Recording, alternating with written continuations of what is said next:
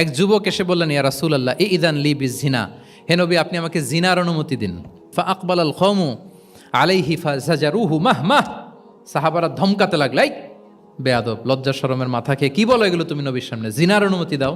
ওয়ালা তাকরাবুজ জিনা, আল্লাহ বলেন জিনার কাছেও যেও না, ব্যভিচারের কাছেও যেও না, তুমি নবীর সামনে এসে এই পাপের অনুমতি চাও? রাসূল ইসলাম কিছু বললেন না।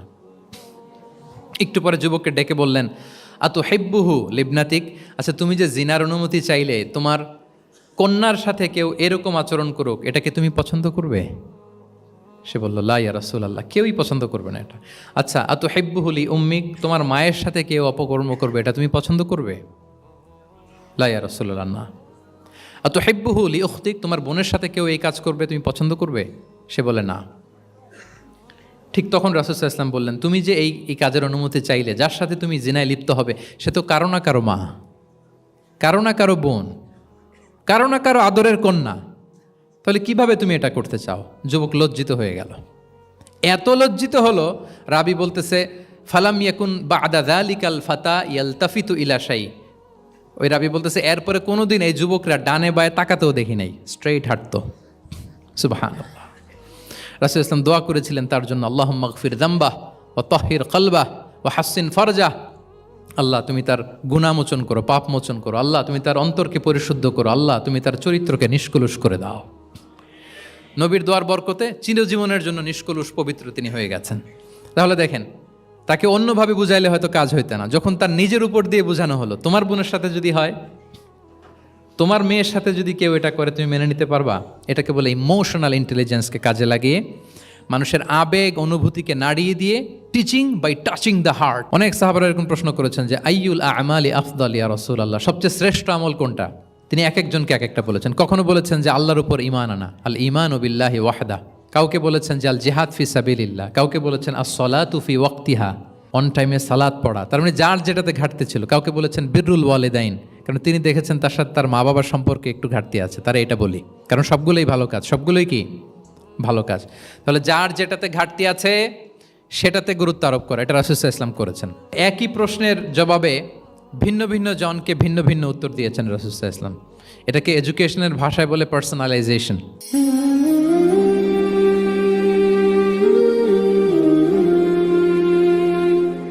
আসসালামু আলাইকুম ওয়া রাহমাতুল্লাহি ওয়া বারাকাতুহু। সম্মানিত সুধী মণ্ডলী, প্রথমেই আমি জানতে চাচ্ছি যে আপনারা সবাই কেমন আছেন? আলহামদুলিল্লাহ, আমিও খুব ভালো আছি, আলহামদুলিল্লাহ সুম্মা আলহামদুলিল্লাহ। সম্মানিত সুধী, আপনারা টপিকটা নিশ্চয়ই স্টেজের ব্যাকড্রপে দেখতে পাচ্ছেন যে সেখানে খুব বড় ফন্টে লেখা আছে discourse on prophetic teaching methodology, অর্থাৎ আল্লাহ রাসূল সাল্লাল্লাহু আলাইহি ওয়া আলিহি ওয়াসাল্লামের শিক্ষা পদ্ধতি বা পাঠদান পদ্ধতি কেমন ছিল, তিনি কিভাবে শিখাতেন। আমরা জানি যে আল্লাহ রাসূল সাল্লাল্লাহু আলাইহি ওয়াসাল্লাম একজন শিক্ষক ছিলেন, অসাধারণ অনন্য একজন মার্ভেলাস শিক্ষক ছিলেন। শুধু শিক্ষকই ছিলেন না, বরং তিনি শিক্ষকদেরও শিক্ষক ছিলেন, এবং তিনি নিজ হাতে এমন কিছু শিক্ষার্থী তিনি তৈরি করেছিলেন, গড়ে তুলেছিলেন, যারা এই পৃথিবীর ইতিহাসে শ্রেষ্ঠ প্রজন্ম হিসেবে স্বীকৃত। খয়রুল কুরুন, the best generation ever on earth, এই পৃথিবীর শ্রেষ্ঠতম প্রজন্ম হিসেবে তারা স্বীকৃত হয়েছেন। এবং তিনি তার শিক্ষা পদ্ধতির মধ্য দিয়ে গোটা বিশ্বকে সততা শিখিয়েছেন, সভ্যতা শিখিয়েছেন, মানবিকতা শিখিয়েছেন, স্পিরিচুয়ালিটি শিখিয়েছেন, আধ্যাত্মিকতা। তিনি আমাদেরকে শিখিয়েছেন পরিমিতিবোধ, তিনি আমাদেরকে শিখিয়েছেন জীবনবোধ, আমাদের স্রষ্টার সাথে তিনি আমাদেরকে পরিচিত করেছেন, এবং সফলতার সহজ এবং সরল পথ তিনি আমাদেরকে বাতলে দিয়েছেন। আজকের এই ডিসকোর্সে বেসিকলি আমরা ওনার লাইফ স্কেলের একটা দিক নিয়ে ফোকাস করব, অর্থাৎ ওনার পাঠদান পদ্ধতি, কিভাবে তিনি সাহাবাদের সাথে ইন্টারেক্ট করতেন, তাদেরকে শিখাতেন, পাঠ দিতেন। শুধুমাত্র কেবলমাত্র এই বিষয়টাতে আমরা ফোকাস করবার চেষ্টা করবো ইনশাআল্লাহ। আমি আমার আলোচনার শুরুতে সূরাতুল বাকারার একটি আয়াত তেলাওয়াত করেছি, 129 নম্বর আয়াত। এই আয়াতটি বেসিকলি আল্লাহ রাসূল সাল্লাল্লাহু আলাইহি ওয়া আলিহি ওয়াসাল্লামের জন্য সাইয়েদনা ইব্রাহিম আলাইহিস সালাম দোয়া করেছিলেন মক্কার ধুধুমরু প্রান্তরে। এখনকার মক্কার মতো না, তখন জনমানব শূন্য মক্কা ছিল, ধুধুমরু প্রান্তর, চারদিকে কেউ নেই। তো এরকম একটি ব্যারেন ল্যান্ডে সাইয়েদনা ইব্রাহিম আলাইহিস সালাম আল্লাহ তাআলার কাছে একটা দোয়া করেছিলেন। ওই দোয়াটাই আল্লাহ তাআলা সরাসরি কোট করেছেন সূরা বাকারায় 129 নম্বর আয়াতে, এবং সেখানে তিনি বলেছেন, রব্বানা ওয়াবআথ ফীহিম রাসূলাম মিনহুম ইয়াতলু আলাইহিম আয়াতিকা ওয়া ইউআল্লিমুহুমুল কিতাবা ওয়াল হিকমা ওয়া ইউযাক্কিহিম ইন্নাকা আনতাল আজিজুল হাকিম।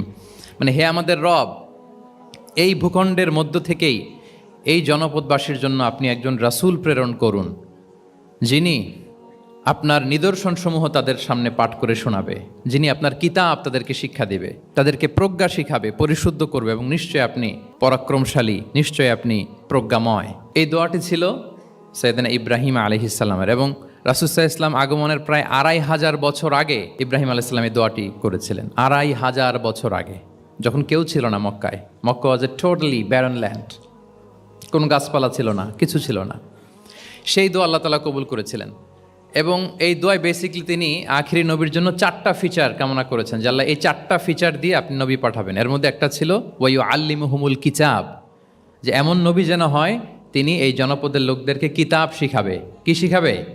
কিতাব। ওয়া ইউআল্লিমুহুমুল কিতাব। তার মানে রাসূল সাল্লাল্লাহু আলাইহি ওয়াসাল্লাম তিনি যে শিক্ষক হয়ে আসবেন, তিনি যে আল্লাহর কিতাব পৃথিবীবাসীকে শোনাবেন, তেলাওয়াত করে শোনাবেন, শেখাবেন, এই দোয়া রাসূল সাল্লাল্লাহু আলাইহি ওয়াসাল্লাম আগমনের 2500 বছর আগে সাইয়েদনা ইব্রাহিম আলাইহিস সালাম করেছিলেন। এবং রাসূল সাল্লাল্লাহু আলাইহি ওয়াসাল্লাম নিজেও বিভিন্ন হাদিসে ঘোষণা করেছেন যে আমি শিক্ষক হিসেবে প্রেরিত হয়েছি। ওয়া ইন্নামা বুইসতু মুআল্লিমান, আমি এই পৃথিবীতে শিক্ষক হিসেবে এসেছি। রাসূল সাল্লাল্লাহু আলাইহি ওয়াসাল্লাম দুইটা গ্রুপ দেখলেন মসজিদে, এক গ্রুপ তারা জিকির আজকার করে, আরেক গ্রুপ তারা রিসার্চ করে, গবেষণা করে। রাসূল সাল্লাল্লাহু আলাইহি ওয়াসাল্লাম বললেন দুই দলই ভালো কাজ করতেছে, কিন্তু রাসূল সাল্লাল্লাহু আলাইহি ওয়াসাল্লাম যারা গবেষণা করতেছে, পড়াশোনা করতেছে, ফিকহ নিয়ে আলোচনা করতেছে, তাদের সাথে যেয়ে বসে গেলেন। আর তিনি বললেন ওয়া ইন্নামা বুইসতু মুআল্লিমান, আমি এই গ্রুপকে প্রায়োরিটি দিয়েছি কারণ আমি নিজেই শিক্ষক হিসেবে প্রেরিত হয়েছি। তারা অজ্ঞদেরকে শিক্ষা দিচ্ছে, জাহেলদেরকে, যারা কিছু জানে না, জ্ঞানের ছোঁয়া যাদের মধ্যে লাগেনি, এই গ্রুপ তাদেরকে এনলাইটেন করছে, আলোকিত করছে, ফলে আমি তাদেরকে প্রায়োরিটি দিলাম, তাদের সাথে বসে গেলাম। ওয়া ইন্নামা বুইসতু মুআল্লিমান, কারণ আমি পৃথিবীতে শিক্ষক হিসেবে প্রেরিত হয়েছি। তাহলে ইব্রাহিম আলাইহিস সালামের দোয়ার ফসল তিনি, হি কেম এজ এ টিচার, কারণ ইব্রাহিম আলাইহিস সালাম দোয়া করেছিলেন আল্লাহ এমন নবী পাঠাবেন যিনি ইউআল্লিমুহুমুল কিতাব, এই জনপদের লোকদেরকে কিতাব শিখাবে। এবং রাসূল সাল্লাল্লাহু আলাইহি ওয়াসাল্লাম নিজেও বলেছেন আমি শিক্ষক হিসেবে প্রেরিত হয়েছি। এবং জ্ঞানার্জনকে রাসূল সাল্লাল্লাহু আলাইহি ওয়াসাল্লাম বাধ্যতামূলক করেছেন, ম্যান্ডেটরি ফর অল, এবং জ্ঞান যে সবাই অর্জন করবে এটা তিনি বলেছেন, এটা সবার জন্য অবধারিত, শিক্ষার্জন এটা মানুষের মৌলিক অধিকার। তিনি বলেছেন তলাবুল ইলমি ফারিদাতুন আলা কুল্লি মুসলিম, পৃথিবীর প্রতিটি মুসলমানের জন্য জ্ঞান অর্জন এটা ফারিদা, আবশ্যক, ম্যান্ডেটরি, এটা অপশনাল না, এটা কম্পালসারি। এবং নারী পুরুষ নির্বিশেষে সবার জন্য, এমন না যে শুধু পুরুষদের জন্য। রাসূল সাল্লাল্লাহু আলাইহি ওয়াসাল্লাম বলেছেন আলা কুল্লি মুসলিম, প্রতিটি মুসলিমের জন্য জ্ঞানার্জন এটা আবশ্যক। আলহামদুলিল্লাহ আমাদের অনেক বোনেরাও আজকের হল রুমে এসছে, এবং রাসূল সাল্লাল্লাহু আলাইহি ওয়াসাল্লাম একটা স্পেশাল ডে নির্ধারণ করেছিলেন, a special day for teaching women, মদিনার নারীদেরকে পাঠদানের জন্য, শেখানোর জন্য তিনি একটা স্পেশাল ডে নির্ধারণ করেছিলেন, এবং নারীদের আগ্রহের কারণেই তিনি সেটা করেছিলেন। তারা একবার এসে রাসূল সাল্লাল্লাহু আলাইহি ওয়াসাল্লামকে বললেন যে গলাবানা আলাইকা রিজাল ফাজআল্লানা ইয়াওমান মিন নাফসিক, হে নবী আমাদের মনে হচ্ছে পুরুষরা বেশি প্রায়োরিটি পেয়ে যায়, আপনি আমাদের জন্য স্পেশাল একটা ডে নির্ধারণ করেন, একটা দিন, যেদিন এসে আমরা আপনার কাছ থেকে অনেক কিছু শিখবো, জানবো। ফাওয়াআদাহুন্না ইয়াওমান লাকিয়াহুন্না ফীহি ফাওয়াআযাহুন, রাসূল সাল্লাল্লাহু আলাইহি ওয়াসাল্লাম তাদের এই আবেদনের প্রেক্ষিতে মদিনার নারীদের জন্য একটা special day for teaching women, মদিনার যে কমিউনিটিতে নারীরা ছিল তাদের জন্য রাসূল সাল্লাল্লাহু আলাইহি ওয়াসাল্লাম স্পেশাল একটা ডে নির্ধারণ করেছিলেন। এবং সেদিন পুরুষ সাহাবীদেরকে গুরুত্ব না দিয়ে তিনি শুধু নারীদের, বোনদের কোশ্চেন নিতেন, তাদেরকে তিনি পাঠদান করতেন, শিক্ষাদান করতেন। এবং জ্ঞানার্জনকে, জ্ঞানের আলোকে ছড়িয়ে দেওয়াটা, এটা ছিল রাসূল সাল্লাল্লাহু আলাইহি ওয়াসাল্লামের মূলত মিশন। জ্ঞানের আলোকে তিনি বিশ্বময় ছড়িয়ে দিতে বলেছেন। নলেজ হ্যাজ নো বাউন্ডারিজ, এটার কোনো বাউন্ডারি থাকবে না, গোটা বিশ্বের জন্য আমরা জ্ঞানকে ছড়িয়ে দেই, এটার ব্যাপারে তিনি আমাদেরকে উদ্বুদ্ধ করেছেন। তিনি বলেছেন বাল্লিগু আন্নি ওয়ালাউ আয়া, আমার পক্ষ থেকে একটি কথা, একটি বাণী, একটি আয়াত হলেও তোমরা পৌঁছে দাও। তাহলে তিনি আমাদেরকে জ্ঞানের এই আলো বিশ্বময় ছড়িয়ে দিতে উদ্বুদ্ধ করেছেন। এবং জ্ঞান লুকানোকে তিনি মহাপাপ বলেছেন। আপনার কাছে যদি নলেজ থাকে, সেই নলেজের ব্যাপারে যদি আপনাকে জিজ্ঞেস করা হয়, আপনি যদি এটা শেয়ার না করেন, তাহলে আপনি মহাপাপ করলেন। এটাকে আল্লাহ রাসূল সাল্লাল্লাহু আলাইহি ওয়া আলিহি ওয়াসাল্লাম জ্ঞান লুকানোকে মহাপাপ বলেছেন। তিনি বলেছেন মান সুইলা আন ইলমিন ফাকাতামাহু আলজামাহুল্লাহু ইয়াউমাল কিয়ামাতি বিলিজামিন মিনান নার, কাউকে কোনো বিষয়ে জ্ঞানের ব্যাপারে জিজ্ঞেস করা হলো, আর সে যদি সেটাকে গোপন করে, কিয়ামতের দিন তাকে আগুনের লাগাম দিয়ে বাঁধা হবে। ওয়াল ইয়াদু বিল্লাহ। তাহলে জ্ঞানকে ছড়িয়ে দিতে বলেছেন তিনি বিশ্বময়, জ্ঞানকে গোপন করতে তিনি বারণ করেছেন, নিষেধ করেছেন। আমরা যদি দেখি যে আল্লাহ রাসূল সাল্লাল্লাহু আলাইহি ওয়াসাল্লাম মক্কাতে যখন তিনি ইসলাম প্রচার শুরু করলেন, কোরআনের তালিম যখন তিনি মক্কাতে দিতে শুরু করলেন, তিনি এটাকে প্রাতিষ্ঠানিকভাবেই বেসিকলি শুরু করেছেন। আমরা যেমনি জ্ঞান বিতরণের জন্য প্রাতিষ্ঠানিক অবকাঠামো আমাদের প্রয়োজন হয়, রাসূল সাল্লাল্লাহু আলাইহি ওয়াসাল্লাম সেভাবেই একটা সেন্টার বেস তিনি শুরু করেছিলেন। এবং মক্কায় দারুল আরকাম নামে, আপনারা সবাই যারা রাসূল সাল্লাল্লাহু আলাইহি ওয়াসাল্লামের বায়োগ্রাফি পড়েছেন, ইতিহাস পড়েছেন, দারুল আরকাম থেকে বেসিকলি রাসূল সাল্লাল্লাহু আলাইহি ওয়াসাল্লাম এই জ্ঞান বিতরণ করতেন বা কোরআনের তালিম দিতেন। আরকাম ইবনে আবিল আরকাম একজন তরুণ সাহাবী, মাত্র 16 বছর বয়সে তিনি ইসলাম ধর্ম গ্রহণ করেছিলেন। তার একটা ঘরের একটা বড় অংশ তিনি রাসূল সাল্লাল্লাহু আলাইহি ওয়াসাল্লামের তালিমের জন্য ডেডিকেট করেছিলেন, এবং সেটাই ইসলামের প্রথম বিশ্ববিদ্যালয় হিসেবে স্বীকৃত দারুল আরকাম। এবং মজার ব্যাপার হচ্ছে, ওনার ঘরটা সিলেক্ট করার পেছনে স্ট্র্যাটেজিক অনেক কারণ ছিল। কারণ সে ছিল বানু মখজুম গোত্রের, মানে কোরাইশের শত্রু, কোরাইশের রাইভাল ছিল বানি মখজুম। রাসূল সাল্লাল্লাহু আলাইহি ওয়াসাল্লাম ছিলেন কোন বংশের? বলেন তো সবাই, কোন বংশের? কোরাইশ বংশের। আর আবু জাহাল ছিল কোন বংশের? না, সে বানু মখজুম থেকে ছিল। So Banu মখজুম was the rival of Quraish. তারা ছিল কোরাইশদের সাথে একটা হাড্ডাহাড্ডি লড়াই, শত্রুর মতো আর কি। তো রাসূল সাল্লাল্লাহু আলাইহি ওয়াসাল্লাম কোরাইশি কারো ঘর বেছে নেন নাই, বরং বানু মখজুম গোত্রের এক তরুণ আরকাম, তার ঘরটা তিনি বেছে নিয়েছিলেন। এবং স্ট্র্যাটেজিক্যালি এত চমৎকার একটা পজিশনে ছিল, মাত্র 130 মিটার ডিস্টেন্স ছিল কাবা থেকে। কাবা থেকে 130 মিটার দক্ষিণ পূর্বে এই আরকাম রাদিয়াল্লাহু তাআলা আনহুর ঘর ছিল। ফলে এই ঘরে যদি তিনি গ্যাদারিং করেন, কেউ আর সন্দেহ করবে না, যেহেতু এটা বানু মখজুম গোত্রের একজন যুবকের ঘর। আল্লাহু আকবার। তো রাসূল সাল্লাল্লাহু আলাইহি ওয়াসাল্লাম এই দারুল আরকামে বসেই বেসিকলি তিনি এই কোরআনের তালিম, এই শিক্ষা, এই পাঠদান মক্কাতে সেন্টার বেস তিনি শুরু করেছিলেন। এবং মদিনায় যদি আমরা দেখি, মদিনাতেও মসজিদে নববী নির্মাণের পরপরই মসজিদে নববীর একেবারে পেছন দিকে, এই হলরুমের পেছন দিকে যেরকম একটা জায়গা ছাউনির মতো, মসজিদে নববীর ঠিক পেছনে খেজুরের ডাল দিয়ে, খেজুরের পাতা দিয়ে ছাউনি দিয়ে একটা জায়গা তিনি করেছিলেন, যেটাকে আমরা আহলে সুফার সেন্টার হিসেবে জানি। মদিনায় তিনি সুফা ইউনিভার্সিটি প্রতিষ্ঠা করেছিলেন। তাহলে মক্কায় তিনি কোরআনের তালিম দিতেন দারুল আরকাম থেকে, আর মদিনায় যেয়ে তিনি আহলে সুফাদেরকে সেই সুফা এরিয়াতে, সেখানে তিনি কোরআনের তালিম দিতেন। এবং সেখানে প্রায় 400 জন দরিদ্র মুহাজির সাহাবী সেখানে বসে কোরআনের হেফজ করত, রাসূল সাল্লাল্লাহু আলাইহি ওয়াসাল্লামকে বিভিন্ন বিষয়ে জিজ্ঞেস করত। ইসলামের বুনিয়াদি শিক্ষা, the basic of the basics of Islam, এ আহলে সুফার সাহাবারা সেখানে দুনিয়ার সব কিছুকে স্যাক্রিফাইস করে দিয়ে সেখানে ওনারা রাসূল সাল্লাল্লাহু আলাইহি ওয়াসাল্লামের কাছ থেকে তালিম গ্রহণ করতেন। এবং দূর দূরান্ত থেকে আগন্তুক সাহাবারা যখন আসতো, তারাও এখানে থাকতো, যেহেতু 400 জন থাকার মতো একটা প্লেস। রাসূল সাল্লাল্লাহু আলাইহি ওয়াসাল্লামকে তারা দিনের খুঁটিনাটি বিষয় জিজ্ঞেস করতেন। এবং সালাত শেষে এরকম অনেক হাদিস পাওয়া যায় যে রাসূল সাল্লাল্লাহু আলাইহি ওয়াসাল্লাম আহলে সুফার সাহাবীদের সাথে ওখানে বসেছেন, তাদের সাথে গল্প করেছেন, তাদের প্রশ্নের বিভিন্ন উত্তর দিয়েছেন। তাহলে সেন্টার বেস শিক্ষাদান, এটা কিন্তু রাসূল সাল্লাল্লাহু আলাইহি ওয়াসাল্লামের জীবনী থেকে আমরা দেখেছি। এবং যখন মসজিদে নববীর পেছনে আহলে সুফাদের 400 জনের পরে যখন আরও বেড়ে যাচ্ছিল, তখন রাসূল সাল্লাল্লাহু আলাইহি ওয়াসাল্লাম মসজিদের বাইরে মুকরিম বিন নাওফাল রাদিয়াল্লাহু তাআলা আনহুর একটা ঘরে আরেকটা সেন্টার করেছিলেন, এটাকে বলা হতো দারুল কুররা। এভাবে একটার পর একটা সেন্টার রাসূল সাল্লাল্লাহু আলাইহি ওয়াসাল্লাম তিনি নির্মাণ করেছেন এবং দিনের বাণীকে তিনি ছড়িয়ে দিয়েছেন। এবং এখান থেকে যারা শিক্ষা অর্জন করতো, বেসিকলি তারা তো হেফজ করতো, দিনের অন্যান্য বুনিয়াদি ব্যাপারে তারা শিক্ষা গ্রহণ করতেন। তো এই সাহাবীদেরকে কুররা বলা হতো। তাদেরকে আবার রাসূল সাল্লাল্লাহু আলাইহি ওয়াসাল্লাম বিভিন্ন এলাকাতে মুআল্লিম হিসেবে প্রেরণ করতেন। এটা রাসূল সাল্লাল্লাহু আলাইহি ওয়াসাল্লামের সুন্নাহ ছিল যে কোনো এলাকায় দিনের শিক্ষা দেওয়ার জন্য আগে মুআল্লিম পাঠাতেন। আমরা জানি যে হিজরতের আগে রাসূল সাল্লাল্লাহু আলাইহি ওয়াসাল্লামের আগেও তিনি মদিনাতে একজন সাহাবীকে পাঠিয়েছিলেন, মুসআব বিন উমাইর। এটা জানি না আমরা সবাই? মুসআব বিন উমাইরকে তিনি পাঠিয়েছিলেন। খুবই ড্যাশিং চেহারার ছিল, খুবই অ্যারিস্টোক্রেট একটা ফ্যামিলির ছিল। উনি এত চমৎকার পারফিউম ইউজ করতেন, উনি কোনো রাস্তা দিয়ে হেঁটে গেলে সবাই বুঝতো এই রাস্তা দিয়ে কিছুক্ষণ আগে হেঁটে গিয়েছে মুসআব বিন উমাইর। বাংলা একটা কথা আছে, আগে দর্শনদারি পরে গুণ বিচারী, এরকম একটা কথা আছে না?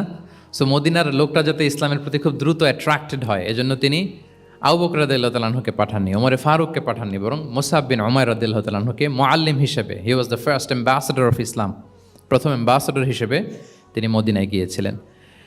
এবং মদিনাতে আহলে সুফার মধ্য থেকে যারা অগ্রগামী ছিল, দারুল কুররা থেকে যারা অগ্রগামী ছিল, তাদেরকে আল্লাহ রাসূল সাল্লাল্লাহু আলাইহি ওয়াসাল্লাম জ্ঞান বিতরণের জন্য, কোরআন শেখানোর জন্য বিভিন্ন জায়গায় পাঠাতেন। আপনারা উহুদের যুদ্ধের পরপরই বিরে মাউনার ঘটনা শুনে থাকবেন। সেখানে রাসূল সাল্লাল্লাহু আলাইহি ওয়াসাল্লাম ৭০ জন হাফেজ সাহাবী, মানে ওই সময় পর্যন্ত যতটুকু কোরআনের আয়াত নাজিল হয়েছিল এগুলো যারা মুখস্থ করে ফেলেছিলেন, এরকম ৭০ জন সাহাবীকে একটা এরিয়াতে তিনি পাঠিয়েছিলেন। এবং এটা আসলে বিট্রে করেছিল তারা বলেছিল যে আমরা তাদেরকে নিয়ে যাব আমাদের এলাকায়, তারা দিন পৌঁছাবে, কিন্তু এই ৭০ জন সাহাবীকে বিট্রে করে তারা হত্যা করেছিল, ওনারা শাহীদ হয়েছিলেন। এবং এতে রাসূল সাল্লাল্লাহু আলাইহি ওয়াসাল্লাম অনেক কষ্ট পেয়েছিলেন। যে সমস্ত গোত্র এই কাজের সাথে জড়িত ছিল টানা ১ মাস তাদের বিরুদ্ধে রাসূল সাল্লাল্লাহু আলাইহি ওয়াসাল্লাম বদদোয়া করেছেন, কুনুতে নাজেলা করেছেন ফজরের সালাতের পরে। তাহলে এই যে ন্যারেশনগুলো, বর্ণনাগুলো আমি কেন উপস্থাপন করছি আপনাদের সামনে, এটা বোঝানোর জন্য যেটার পরম্পরাটা কীরকম, রাসূল সাল্লাল্লাহু আলাইহি ওয়াসাল্লাম কীভাবে কোন সেন্টার থেকে শুরু করলেন, তারপরে কিভাবে এটার ডেভেলপমেন্ট হচ্ছিল, তারপরে কিভাবে এটা আগাতে লাগলো। তাহলে রাসূল সাল্লাল্লাহু আলাইহি ওয়াসাল্লাম বিভিন্ন জায়গায় যে মুআল্লিম পাঠাতেন, এটার রেফারেন্সও আমরা পেলাম যে তিনি তো এখানে শেখাচ্ছেন, যখন অনেক বেড়ে গেল, চাহিদা বাইরে অনেক বেশি, তিনি এখান থেকে ছাত্রদেরকে, সাহাবাদেরকে বিভিন্ন জায়গায় মুআল্লিম হিসেবে প্রেরণ করতেন।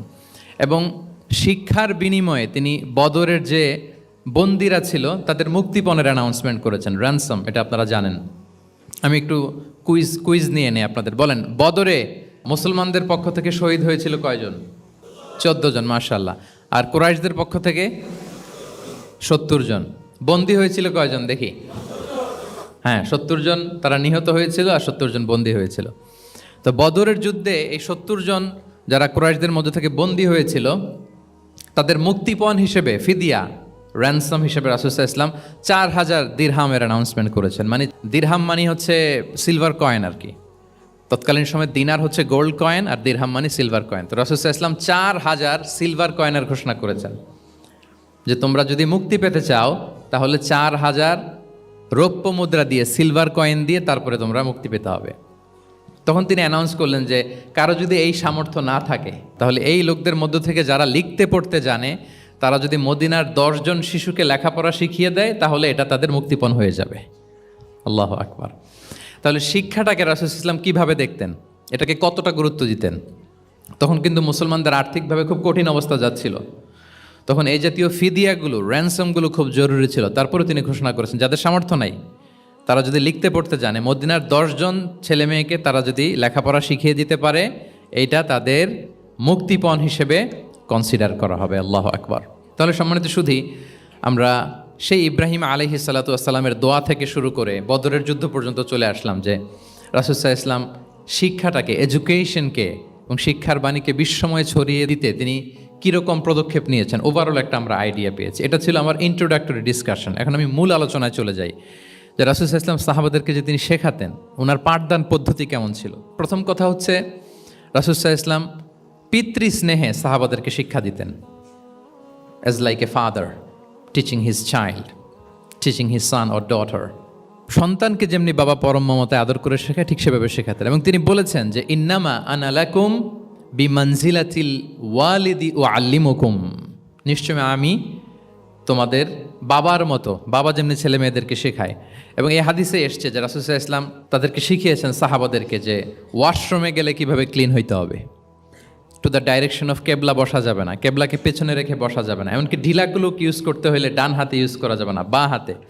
তারপর এটা বেজোর হইতে হবে।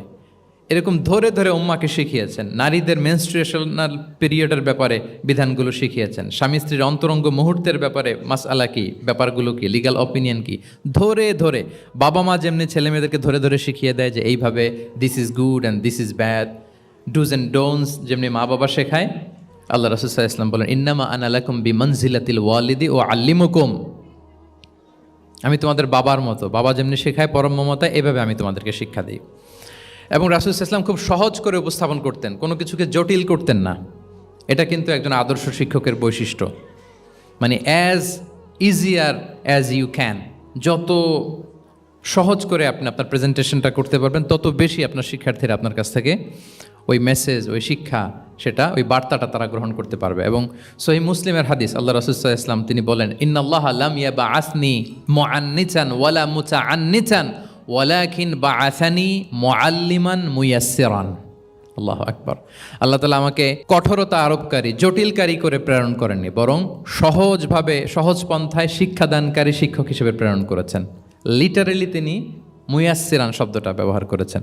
যেহেতু এখানে ইসলামিক স্টাডিজ, কোরআন, হাদিস যে ডিপার্টমেন্টের শিক্ষার্থী বন্ধুরা আপনারা যারা আছেন, আপনারা শব্দের অর্থটা লিটারালি বুঝতে পারতেছেন যে তিনি বলেছেন মুআল্লিমান মুয়াসসিরান, আমি সহজপন্থী শিক্ষক হিসেবে প্রেরিত হয়েছি। কোনো জিনিসকে কঠোরতা আরোপ করার জন্য, কঠিন করে প্রেজেন্ট করার জন্য আল্লাহ আমাকে পাঠাননি।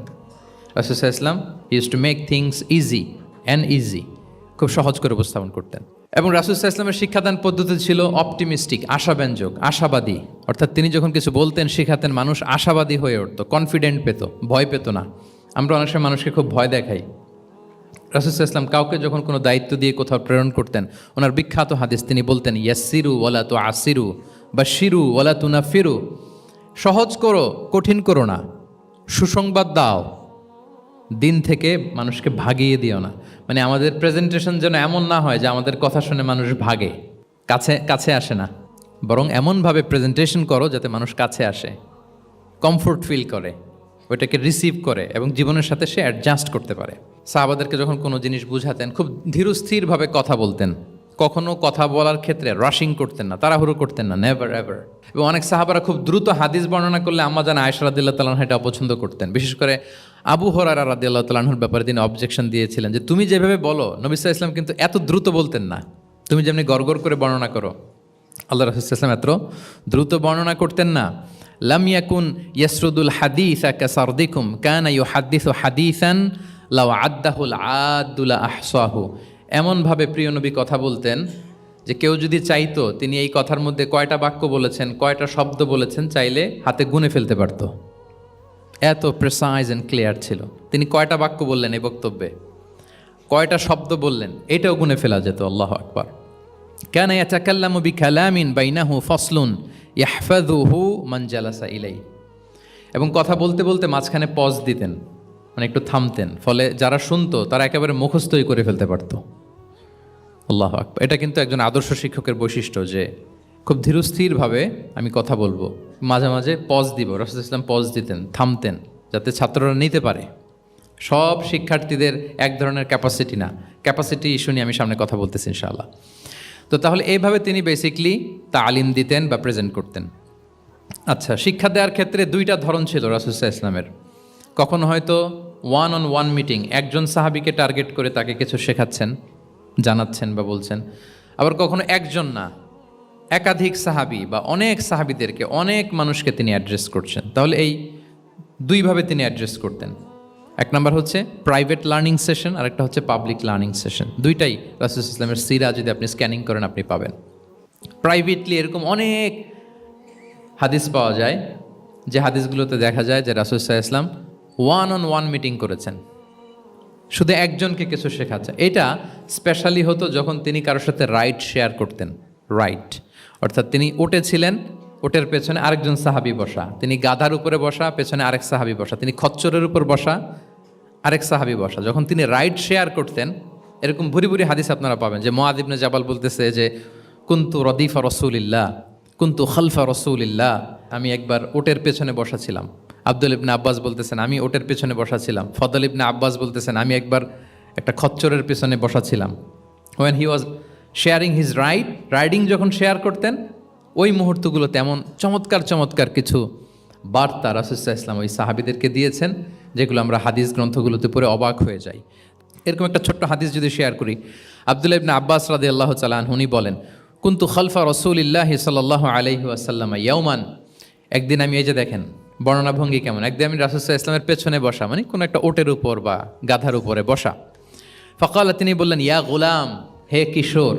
রাসূল সাল্লাল্লাহু আলাইহি ওয়াসাল্লামের শব্দ চয়নগুলো অসাধারণ। আমরা অনেক হাদিস আজকে শেয়ার করার চেষ্টা করব, আপনি বাক্য চয়ন, শব্দ চয়ন শুনলে অবাক হবেন। ইয়া গোলাম, হে কিশোর, ইন্নী ও আল্লিমুকা কালিমাতিন, আমি তোমাকে চমৎকার কিছু কথা শিখিয়ে দিচ্ছি, শোনো। তখন কিন্তু কেউ নাই। এই হাদিস উনি বর্ণনা না করলে আমরা জানতে পারতাম না, কারণ ওনারা এক ওটের উপরে বা ঘোড়ার উপরে ছিলেন। পরে যখন আব্দুল ইবনে আব্বাস এটা ন্যারেট করলেন তখন আমরা জানতে পেরেছি। তো এটা ছিল প্রাইভেট লার্নিং সেশন, শুধু ওনার সাথে। তোমাকে কিছু কথা শিখিয়ে দেই। ইহফাদিল্লাহ ইয়াহফাযকা, ইহফাদিল্লাহ তাজিদহু তুজাহাক, এটা অনেকের মুখস্থ আছে না, বিখ্যাত হাদিস আল আরবাউন আন-নববিয়ার ভেতরেও আছে। তুমি আল্লাহর বিধানগুলোকে সংরক্ষণ করো, রক্ষণাবেক্ষণ করো, টেক কেয়ার করো, আল্লাহ তোমার টেক কেয়ার করবেন। ইদা সাআলতা ফাসআলিল্লাহ, হে আব্দুল্লাহ, যখন চাইবে আল্লাহর কাছে চাইবে, যখন ফরিয়াদের হাত তুলবে কেবলমাত্র আল্লাহর কাছেই তুলবে। ওয়া ইযা ইসতাআনতা ফাসতাইন বিল্লাহ, যখন সাহায্য চাইবে কেবল আল্লাহর কাছেই সাহায্য চেয়েও। ওয়া আলাম আন্নাল উম্মাতা লাউ ইজতামাআত আলা আন ইয়ানফাউকা বিশাইইন লাম ইয়ানফাউকা ইল্লা বিশাইইন ক্বাদ কাতাবাহুল্লাহু লাক। গোটা বিশ্বের সবাই মিলে যদি তোমার কোনো উপকার করতে চায় তাহলে ততটুকুই করতে পারবে যতটুকু আল্লাহ তোমার ভাগ্যে রেখেছে। আল্লাহ যতটুকু উপকার তোমার ভাগ্যে রেখেছে অতটুকুই হবে। ওয়া ইন ইজতামাউ আলা আন ইয়াদুররুকা বিশাইইন লাম ইয়াদুররুকা ইল্লা বিশাইইন ক্বাদ কাতাবাহুল্লাহু আলাইক। গোটা বিশ্বের সবাই মিলে যদি তোমার ক্ষতি করতে চায় ঠিক ততটুকুই করতে পারবে যতটুকু তোমার নসিবে আছে, এর চেয়ে 1 ইঞ্চিও বেশি ক্ষতি করতে পারবে না। রুফিআতিল আকলামু ওয়া জাফফাতিস সুহুফ, কলম উঠিয়ে নেওয়া হয়েছে আর যা লেখা হয়েছিল সব শুকিয়ে গিয়েছে। কারণ প্রথম আল্লাহ সৃষ্টি করেছেন কি? কলম। কলমকে আল্লাহ বলেছেন লিখো। আল্লাহ কি লিখবো? উকতুব মাকাদির আল খালক, মহাবিশ্বে যারা আসবে সবার কি হবে না হবে সব লিখো। তো লিখে ফেলছে, এখন যা হবার তাই হবে। তাহলে দেখেন আকীদা সংক্রান্ত, ইসলামের বুনিয়াদী বিশ্বাস সংক্রান্ত চমৎকার কিছু লার্নিং, কিছু লেসন আল্লাহ রাসূল সাল্লাল্লাহু আলাইহি ওয়াসাল্লাম আব্দুল্লাহ ইবনে আব্বাসকে দিয়েছেন। এবং এটা ছিল 1-on-1 meeting, private learning session. আর কেউ ছিল না তখন। আব্দুল্লাহ ইবনে আব্বাস এটা শুনেছেন এবং আমাদের কাছে বর্ণনা করেছেন। আচ্ছা, এটা গেল একটা। আরেকটা কি বলেছিলাম? একটা তো প্রাইভেট লার্নিং সেশন, আরেকটা কি পাবলিক লার্নিং সেশন। ওইটা একা একা না, হয়তো অনেক সাহাবী একসাথে আছে, তাদেরকে কিছু বলছেন বা শেখাচ্ছেন। অথবা হিউজ কংগ্রেগেশন, অনেক বড় গ্যাদারিং।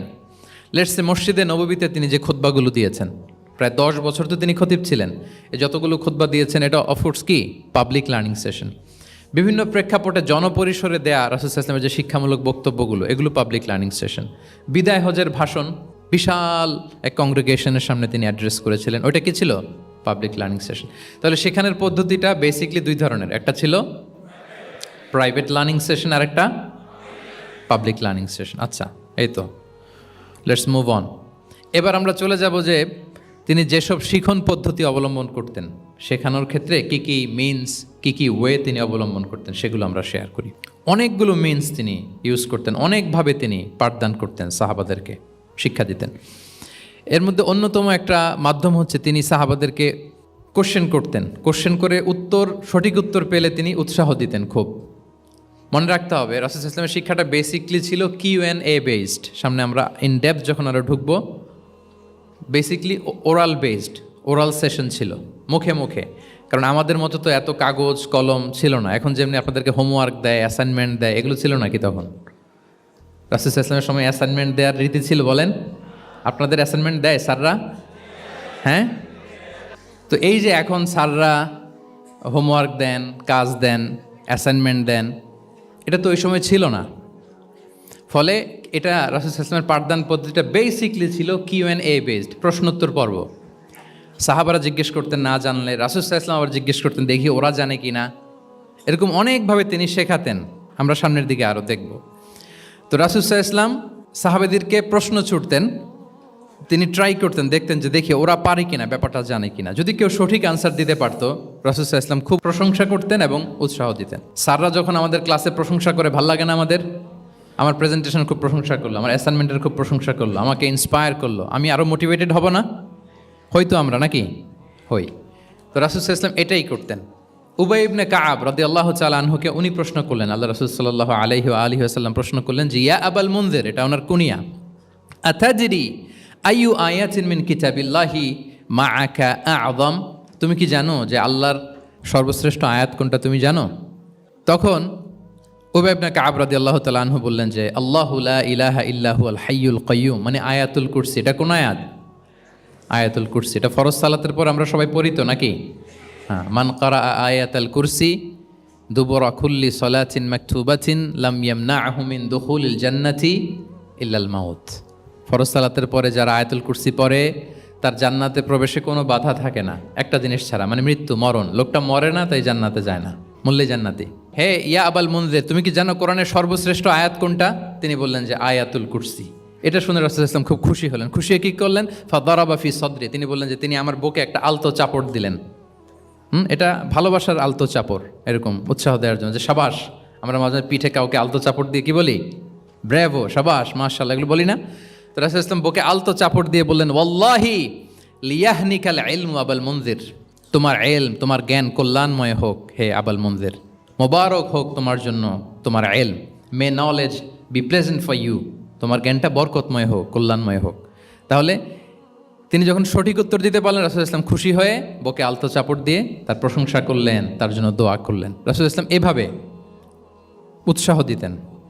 এতে করে কি হয়, শিক্ষার্থীদের কনফিডেন্ট বাড়ে। কি হয় যে স্যার যখন আমাকে এত কিছু বলতেছে, তাহলে নিশ্চয়ই আমি কিছু একটা ভালো কিছু করছি, আমাকে দিয়ে কিছু একটা হবে। আমাকে দিয়ে আমরা অনেক সময় ভুল করে বলে ফেলি যে তোকে দিয়ে কিছুই হবে না, বলে ফেলি না? এতে হয় কি, কনফিডেন্ট কমে যায়। মা বাবারাও এটা করে যে তুই কিছুই পারবি না, তোকে দিয়ে কিছুই হবে না। বাংলাদেশে একটা বিখ্যাত কথা আছে, ওই যে ছেলে মেয়ে এ প্লাস না পেলে পাশের বাড়ির কেউ পেলে বলে যে ওর পা ধোয়া পানি খা। তো আসলে এতে কি হয়, কনফিডেন্স কমে যায় ছেলে মেয়েদের। এটা যেন আমরা না বলি, বরং ওদেরকে ইন্সপায়ার করতে হবে, হ্যাঁ, উৎসাহিত করতে হবে, প্রশংসা করতে হবে। সাহাবীদের ভালো কিছু দেখলে সঠিক উত্তর তারা দিতে বলে রাসূলুল্লাহ ইসলাম এভাবে প্রশংসা করতেন। আচ্ছা, গেল, এটা একটা পদ্ধতি। আরেকটা হচ্ছে কোনো গুরুত্বপূর্ণ জিনিসকে এমফেসাইজ করার জন্য রাসূলুল্লাহ ইসলাম রেপিটেশন করতেন, তাকরার করতেন। গুরুত্বপূর্ণ জিনিসকে তিনি 3 বার উল্লেখ করতেন, তাকরার করতেন। আত্তাকওয়া হা হুনা, আত্তাকওয়া হা হুনা, আত্তাকওয়া হা হুনা, ওয়া ইউশিরু ইলা সদরিহি সালাসা মাররাত। তাকওয়া এখানে, এখানে, এখানে 3 বার। একবার বললেই তো হয়ে যায়, 3 বার কেন বলেন? এটা গুরুত্বপূর্ণ, ভেরি ইম্পর্টেন্ট ইস্যু। গুরুত্ব বোঝানোর জন্য এমফেসাইজ করতে যেয়ে তিনি কোনো জিনিসকে কয়বার বলতেন? 3 বার। বিদায় হজের ভাষণ যখন দিলেন, ভাষণ দেয়া শেষ, এবার বলতেছে আল্লাহুম্মা হাল বাল্লাগতু, আল্লাহুম্মা হাল বাল্লাগতু, আল্লাহুম্মা হাল বাল্লাগতু, আল্লাহুম্মা ফাশহাদ। 3 বার বললেন যে আল্লাহ আমাকে যা পৌঁছাতে বলেছেন, হে মহাসমাবেশ তোমরা বলো আমি কি পৌঁছাতে পেরেছি? আমি কি ঠিকঠাক পৌঁছালাম? আমি কি সব তোমাদেরকে বলেছি? সাক্ষ্য দাও, সাক্ষ্য দাও। সবাই বললো ইয়া রাসূলুল্লাহ, আল্লাহ যেমনটি বলেছেন সব আপনি আমাদের কাছে পৌঁছে দিয়েছেন, কিছু লুকোচুরি করেন নাই, কিছু লুকান নাই। তাহলে 3 বার জানতে চাইলেন, কয়বার? হ্যাঁ, এটা রাসূলুল্লাহ সাল্লাল্লাহু আলাইহি ওয়াসাল্লামের একটা গুরুত্বপূর্ণ অভ্যেস ছিল, যে যেটাকে তিনি এমফেসাইজ করতে চাইতেন, যেটা গুরুত্বপূর্ণ কোনো বিষয়, এটাকে তিনি রিপিট করতেন বারবার। সাধারণত 3 বার। সাধারণত কয়বার? তাহলে গুরুত্বপূর্ণ জিনিসগুলো আমরা বারবার বলবো, যাতে আমাদের শিক্ষার্থীরা সহজে সেটা মুখস্থ করে ফেলতে পারে। আবার রাইডিং শেয়ারের আর একটা ঘটনা, মুআয ইবনে জাবাল রাদিয়াল্লাহু তাআলা আনহু, উনি একবার রাসূল সাল্লাল্লাহু আলাইহি ওয়াসাল্লামের সাথে বাহনের পেছনে ছিলেন, হয়তো উট। কুনতু রিদফান নবী, মুআয ইবনে জাবাল বলেন, আমি রাসূল সাল্লাল্লাহু আলাইহি ওয়াসাল্লামের পেছনে একবার বসা ছিলাম। তো তখন হঠাৎ করে রাসূল সাল্লাল্লাহু আলাইহি ওয়াসাল্লাম আমাকে ডাক দিলেন। রাসূল সাল্লাল্লাহু আলাইহি ওয়াসাল্লাম সামনে, মুআয ইবনে জাবাল পেছনে। হঠাৎ ডেকে বললেন, ইয়া মুআয ইবনে জাবাল, হে মুআয ইবনে জাবাল। তো তিনি বললেন খুব বিনয়ের সাথে, কুলতু লাব্বাইকা রাসূলুল্লাহি ওয়া সাআদাইক, মানে হে আল্লাহ রাসূল আমি হাজির, আমি প্রস্তুত। হে আল্লাহ রাসূল আপনি খালি অর্ডার করেন, বান্দা হাজির। আমরা এরকম বলি না মাঝে মাঝে বাংলায়, কি বলি? বান্দা হাজির, মানে আমি আছি আপনার খেদমত, আপনি বলেন। তো রাসূল ইসলাম বললেন, ইয়া মুআয ইবনে জাবাল লাব্বাইকা রাসূলুল্লাহি ওয়া সাআদাইক, ইয়া রাসূলুল্লাহ আমি হাজির। কিন্তু রাসূল ইসলাম কিছু বলেন না, কিছুই বলেন না। আবার যাচ্ছে, উট যাচ্ছে যাচ্ছে যাচ্ছে, কয়েক মিনিট পরে আবার ডাক দিলেন, ইয়া মুআয ইবনে জাবাল, হে মুআয। উনি একই কথা, লাব্বাইকা রাসূলুল্লাহ সাআদাইক, হে আল্লাহ রাসূল আমি হাজির, উপস্থিত। আবার ইয়া মুআয ইবনে জাবাল, হে মুআয। তিনি একই কথা বললেন, লাব্বাইকা রাসূলুল্লাহ। 3 বার বললেন, 3 বার মুআয ইবনে জাবাল একই উত্তর দিলেন। তার মানে ওনার আগ্রহটা বাড়াচ্ছেন। রাসূল সাল্লাল্লাহু আলাইহি ওয়াসাল্লাম একটা গুরুত্বপূর্ণ কথা বলবেন, এই কথাটা শোনানোর জন্য মুআয ইবনে জাবালের উনি কি করতেছেন? ভেতর থেকে কথা বুঝতেছেন আমার সবাই, আগ্রহটা আরও বাড়াচ্ছেন, আরও বাড়াচ্ছেন। যখন দেখলেন যে না, আগ্রহ একেবারে 100-এ 100, এখন বললে সে এটা রিসিভ করতে পারবে, কাজে দিবে, তখন তিনি বললেন যে মুআয তুমি কি জানো, হাল তাদরি মা হাক্কুল্লাহি আলাল ইবাদ, বান্দার উপর আল্লাহর হক কি জানো? তিনি বললেন আল্লাহু ওয়া রাসূলুহু আ'লাম, আল্লাহ রাসূল ভালো জানে। সাহাবাদের একটা বৈশিষ্ট্য ছিল, they are very down to earth, মানে আউট অফ হাম্বলনেস তারা বলতেন আল্লাহ রাসূল ভালো জানে। তো তিনি বললেন যে আল্লাহর, বান্দার উপর আল্লাহর অধিকার হচ্ছে যে বান্দা কখনো আল্লাহর সাথে শিরক করবে না, এক আল্লাহর ইবাদত করবে। কিছুক্ষণ পরে আবার ইয়া মুআয ইবনে জাবাল, দেখেন কি স্টাইল, মানে রাজকীয় একটা স্টাইল, ইয়া মুআয ইবনে জাবাল। আবার তিনি লাব্বাইকা রাসূলুল্লাহ সাআদাইক, হে আল্লাহ রাসূল আমি তো হাজির, তুমি কি জানো যে আল্লাহর প্রতি বান্দার হক কি? আবার বললেন যে আল্লাহ রাসূলই ভালো জানেন। তখন রাসূল সাল্লাল্লাহু আলাইহি ওয়াসাল্লাম বললেন যে আল্লাহর হক যেমনি তুমি জানলে যে বান্দা আল্লাহর সাথে শরীক করবে না, এক আল্লাহর ইবাদত করবে, এটা যদি কোনো বান্দা করে তাহলে ওই বান্দাকে কখনো আল্লাহ শাস্তি দিবেন না। এটা হচ্ছে বান্দার হক, আল্লাহর কাছ থেকে সে এটা পাবে যে আনলা ইউআযিবাহুম, আল্লাহ তাআলা তাকে কখনো শাস্তি দিবেন না। তাহলে এটা ছিল রাসূল সাল্লাল্লাহু আলাইহি ওয়াসাল্লামের অভ্যেস, যে তিনি একই কথা বারবার বলে আগ্রহ বাড়াতেন। 3 বার তিনি বলেছেন, 3 বার ডাক দিয়েছেন, হে মুআয ইবনে জাবাল। তাহলে রিপিটেশন এটা একটা অভ্যেস ছিল রাসূল সাল্লাল্লাহু আলাইহি ওয়াসাল্লামের, পাঠদানের ক্ষেত্রে একটা পদ্ধতি। আচ্ছা, রাসূল সাল্লাল্লাহু আলাইহি ওয়াসাল্লামের আরেকটা পদ্ধতি ছিল যে তিনি ধারণ ক্ষমতা অনুযায়ী নির্দেশনা দিতেন, considering the state of the addressee. যাকে অ্যাড্রেস করতেছেন তার ক্যাপাসিটি কতদূর, এটা বুঝে শুনে বলতেন, খুব বাড়িয়ে বলতেন, বেশি কিছু বলতেন না। এক বেদুইন আসলো, বেদুইন মানে সে মরুপল্লীতে থাকে, শহরের যে নিয়মকানুন জানে না, সভ্যতার ছোঁয়া তার মধ্যে লাগেনি।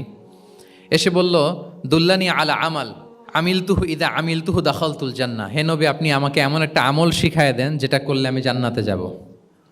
তো রাসূল সাল্লাল্লাহু আলাইহি ওয়াসাল্লাম দেখলেন লোকটা বেদুইন, শহরে লোক না, আবার খুব সহজ সরল, একেবারে সাদামাটা। তো রাসূল সাল্লাল্লাহু আলাইহি ওয়াসাল্লাম বললেন, 4টা কাজ করবা। তা'বুদাল্লাহ ওয়ালা তুশরিকু বিহি শাইআ, তুকিমাস সালাতাল মাকতুবা, তুআদ্দি যাকাতাল মাফরুদা ওয়া তাসুমা রমাদান। 4টা কাজ। এক আল্লাহর ইবাদত করবা, শিরক করবা না, ফরজ সালাত পড়বা, ফরজ যাকাত দিবা, রমজানের ফরজ রোজা রাখবা। কয়টা কাজ? কয়টা বলছে? Very simple to memorise, right? আচ্ছা, এটা যখন সে বলল তখন সে বেদুইন বলতে আরম্ভ করলো যে আল্লাহর শপথ করে আমি বললাম, লা আযীদু আলা হাযা শাইআন ওয়ালা আনকুসু মিন। ঠিক আছে, আমি এই 4টাই করব, বাড়াবো না কমাবো না, এর চেয়ে বেশি কোনোদিন কিছু করবো না, কমও করবো না। মানে খালি আল্লাহরে মানবো, ফরজ নামাজ পড়বো, ফরজ যাকাতটা দিব, আর ফরজ রোজাটা রাখবো, আর কোনো আমল টামল আমার জীবনে আমি করব, বাড়াবো না কমাবো না। তো রাসূল সাল্লাল্লাহু আলাইহি ওয়াসাল্লাম বললেন যে কেউ যদি জান্নাতি লোক দেখে নিজের চোখ জোড়াতে চায়, খুশি হতে চায়, তারা যেন এই লোকের দিকে তাকায়, মানে এই লোকটা জান্নাতি। আল্লাহু আকবার, চলে গেল। দেখেন, তার কাছে কিন্তু আমলের বিশাল ফিরিস্তি নিয়ে রাসূল সাল্লাল্লাহু আলাইহি ওয়াসাল্লাম হাজির হয় নাই, কারণ তার ক্যাপাসিটি দেখতে হবে, তার সক্ষমতা, সে কদ্দুর নিতে পারবে। রাসূল সাল্লাল্লাহু আলাইহি ওয়াসাল্লাম অবজার্ভ করে দেখলেন যে বেদুইন মানুষ, তার বেশি কিছু বললে কাজে দিবে না, অল্প একটু বলছে, ওইটা মেনেই সে কি হয়ে গেছে? জান্নাতি হয়ে গেছে। এটা অনেক সময় আমরা ভুল করে ফেলি। শিক্ষার্থীদের মধ্যে সবার রিসিভিং ক্যাপাসিটি এক ধরনের হয় না, কারো খুব বেশি, কারো খুব কম। তো একজন আদর্শ শিক্ষকের কাজ হচ্ছে এটাকে ফলো করা, অবজার্ভ করা, এবং যেটা তাদের সক্ষমতায় কুলায় ঠিক অতটুকু তাদেরকে দেয়, এর চেয়ে বেশি কিছু না। রাসূল সাল্লাল্লাহু আলাইহি ওয়াসাল্লামের আরেকটা পদ্ধতি ছিল গ্রাজুয়ালিটি, স্টেপ বাই স্টেপ, ধীরস্থিরভাবে, অল্প অল্প করে, শাইআন ফা শাইআন। আর তাদাররুজ বিল বাদই বিল আহাম্মি সুম্মাল মুহিম। আগে সবচেয়ে গুরুত্বপূর্ণ, starting with the most important affair first, then the important affair, then the important. সবচেয়ে গুরুত্বপূর্ণটা আগে, এরপরে যেটা কম গুরুত্বপূর্ণ, এরপরে কম গুরুত্বপূর্ণ। তাহলে একটু একটু করে বললে এটা মানুষের ফিতরাতের সাথেও যায়, তার নেচারের সাথেও যায়। আমরা মদ হারাম হওয়ার কথা জানি, কয়টা স্টেপে হারাম হয়েছিল মদ? একবারে যদি বলা হতো বন্ধ করার সহজ হতো সাহাবাদের জন্য? হতো না। অনেকে আছে দেখবেন যে চেইন স্মোকার, চেইন স্মোকার বুঝতে পেরেছেন তো? মানে অনেক সিগারেট খায়, লেটসে দিনে 10 থেকে 15টা খায়। তো যে চেইন স্মোকার, আপনি যদি বলেন যে এটা হারাম, আজকেই তোমার বাদ দিতে হবে, হারাম, এটা খাইতে পারবে না, পারবে? ও দুনিয়া সব বাদ দিতে পারবে, সিগারেট বাদ দিতে পারবে না। তো তারে কি করতে হবে? ফ্লেক্সিবিলিটি দিতে হবে, যে আস্তে আস্তে ছাড়েন। 10টা করে খান তো চালাইতে থাকেন, আজকে 10টা খাইছেন, কালকে 9টা করে খান, চালাইতে থাকেন, একসাথে সব বন্ধ করার দরকার নেই। তারপরের সপ্তাহে 8টা করে খান, এরপরের সপ্তাহে 5টা করে খান, অল্প অল্প করে অবশ্যই সে কমাতে পারবে। এরপরের সপ্তাহে 2টা খান, এরপরের সপ্তাহে বন্ধ করেন না, চালাইতে থাকেন। সে চালাচ্ছে কিন্তু কমিয়ে আনতেছে, চালাচ্ছে কিন্তু। আচ্ছা, যেই সপ্তাহে সে 1টা সিগারেট খেলো, এরপরের সপ্তাহে এটা তো বাদ দিলেও তার গায়ে লাগার কথা না, ঠিক কিনা বলেন? যেই সপ্তাহে কয়টা খেলো, এটা তো স্যাক্রিফাইস করা যায়, কিন্তু 10টা থেকে 0তে আসা সহজ না। তাহলে গ্রাজুয়ালি আমরা এই ভুলটা করি। অনেকের নতুন করে আল্লাহ তাআলা রিয়েলাইজেশন দিয়েছেন, নতুন দিনে আসছে, দিনে ফিরছে, মানে প্র্যাকটিসিং হতে চায়। এখন আপনি তারে পাইয়া এমন নিয়ম কানুন দেখাচ্ছেন, বেচারা তো বলে আগে যা ছিলাম ওইটাই ভালো ছিলাম। এরকম হয় না অনেক সময়? হ্যাঁ, ধরেন যে কোনো একজন নারী, সে হয়তো পর্দা মেনটেন করে না, একটু হিপ হপ স্টাইলে চলাফেরা করে। তো সে ভাবলো যে না, আমি তো অনেক ভুল করে ফেলছি, আমি সংশোধন হব, আমি প্র্যাকটিসিং হতে চাই। তা এখন যখন সে আপনার কাছে আসছে নাসিহাত নেওয়ার জন্য, আপনি যদি বলেন যে তোমার এই করতে হবে, বোরকা ঝুলাইতে হবে, হাত মোজা, পা মোজা, পারবে? এ বলবে আগে যা ছিলাম ভালোই ছিলাম।